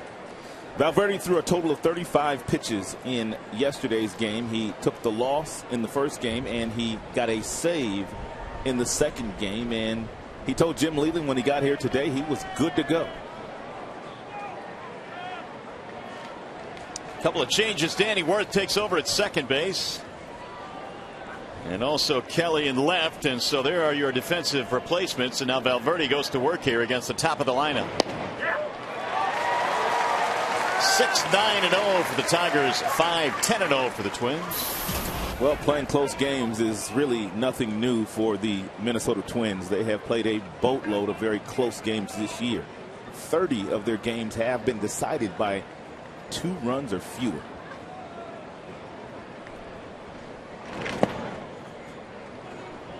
One ball, one strike.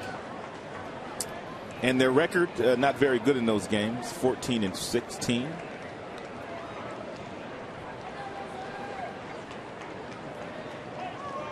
Well, Valverde trying to hang a loss on the Twins here, even though the Twins have out-hit the Tigers in this game. Span is 0 for 3. Also has a walk and a run scored. Fouled away, 1-2.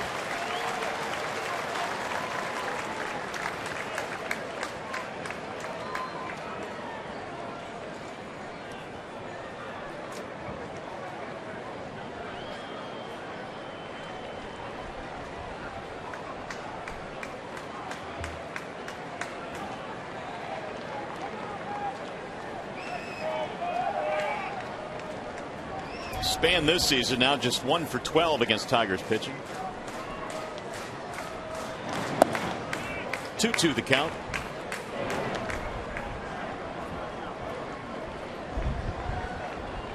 Tigers have gone to the bullpen in this one. Percy is thrown. Albuquerque is thrown. Now Valverde. Albuquerque right now the pitcher of record.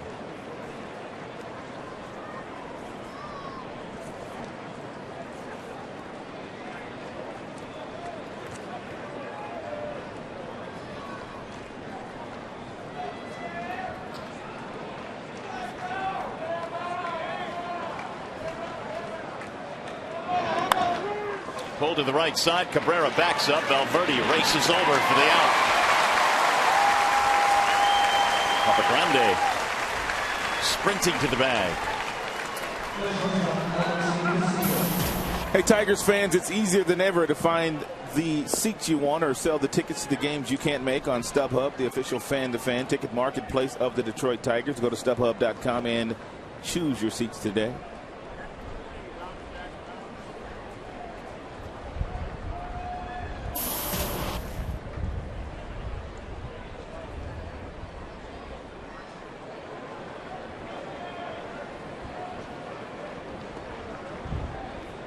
Here is Alexi Casilla.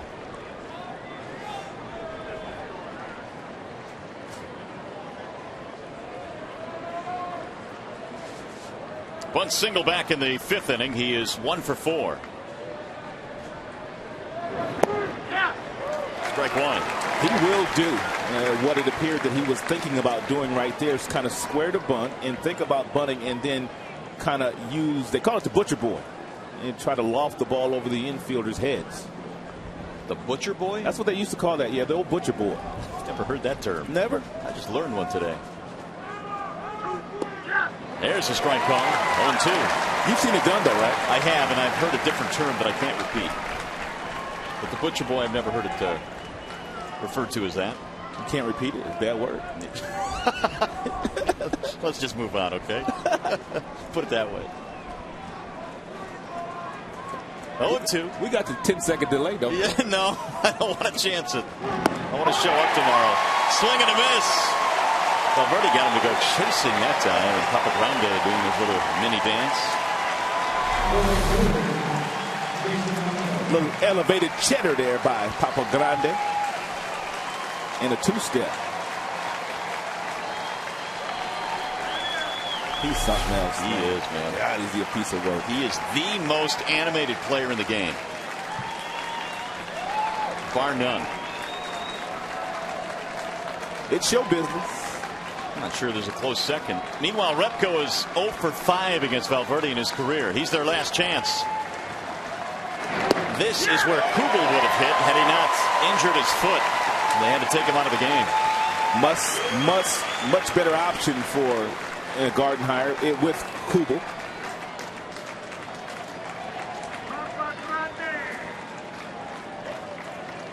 And the 0-1. Retko batting 192.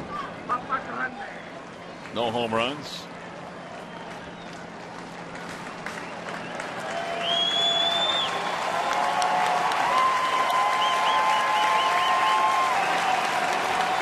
And Valverde 1 out away from getting his 13th save.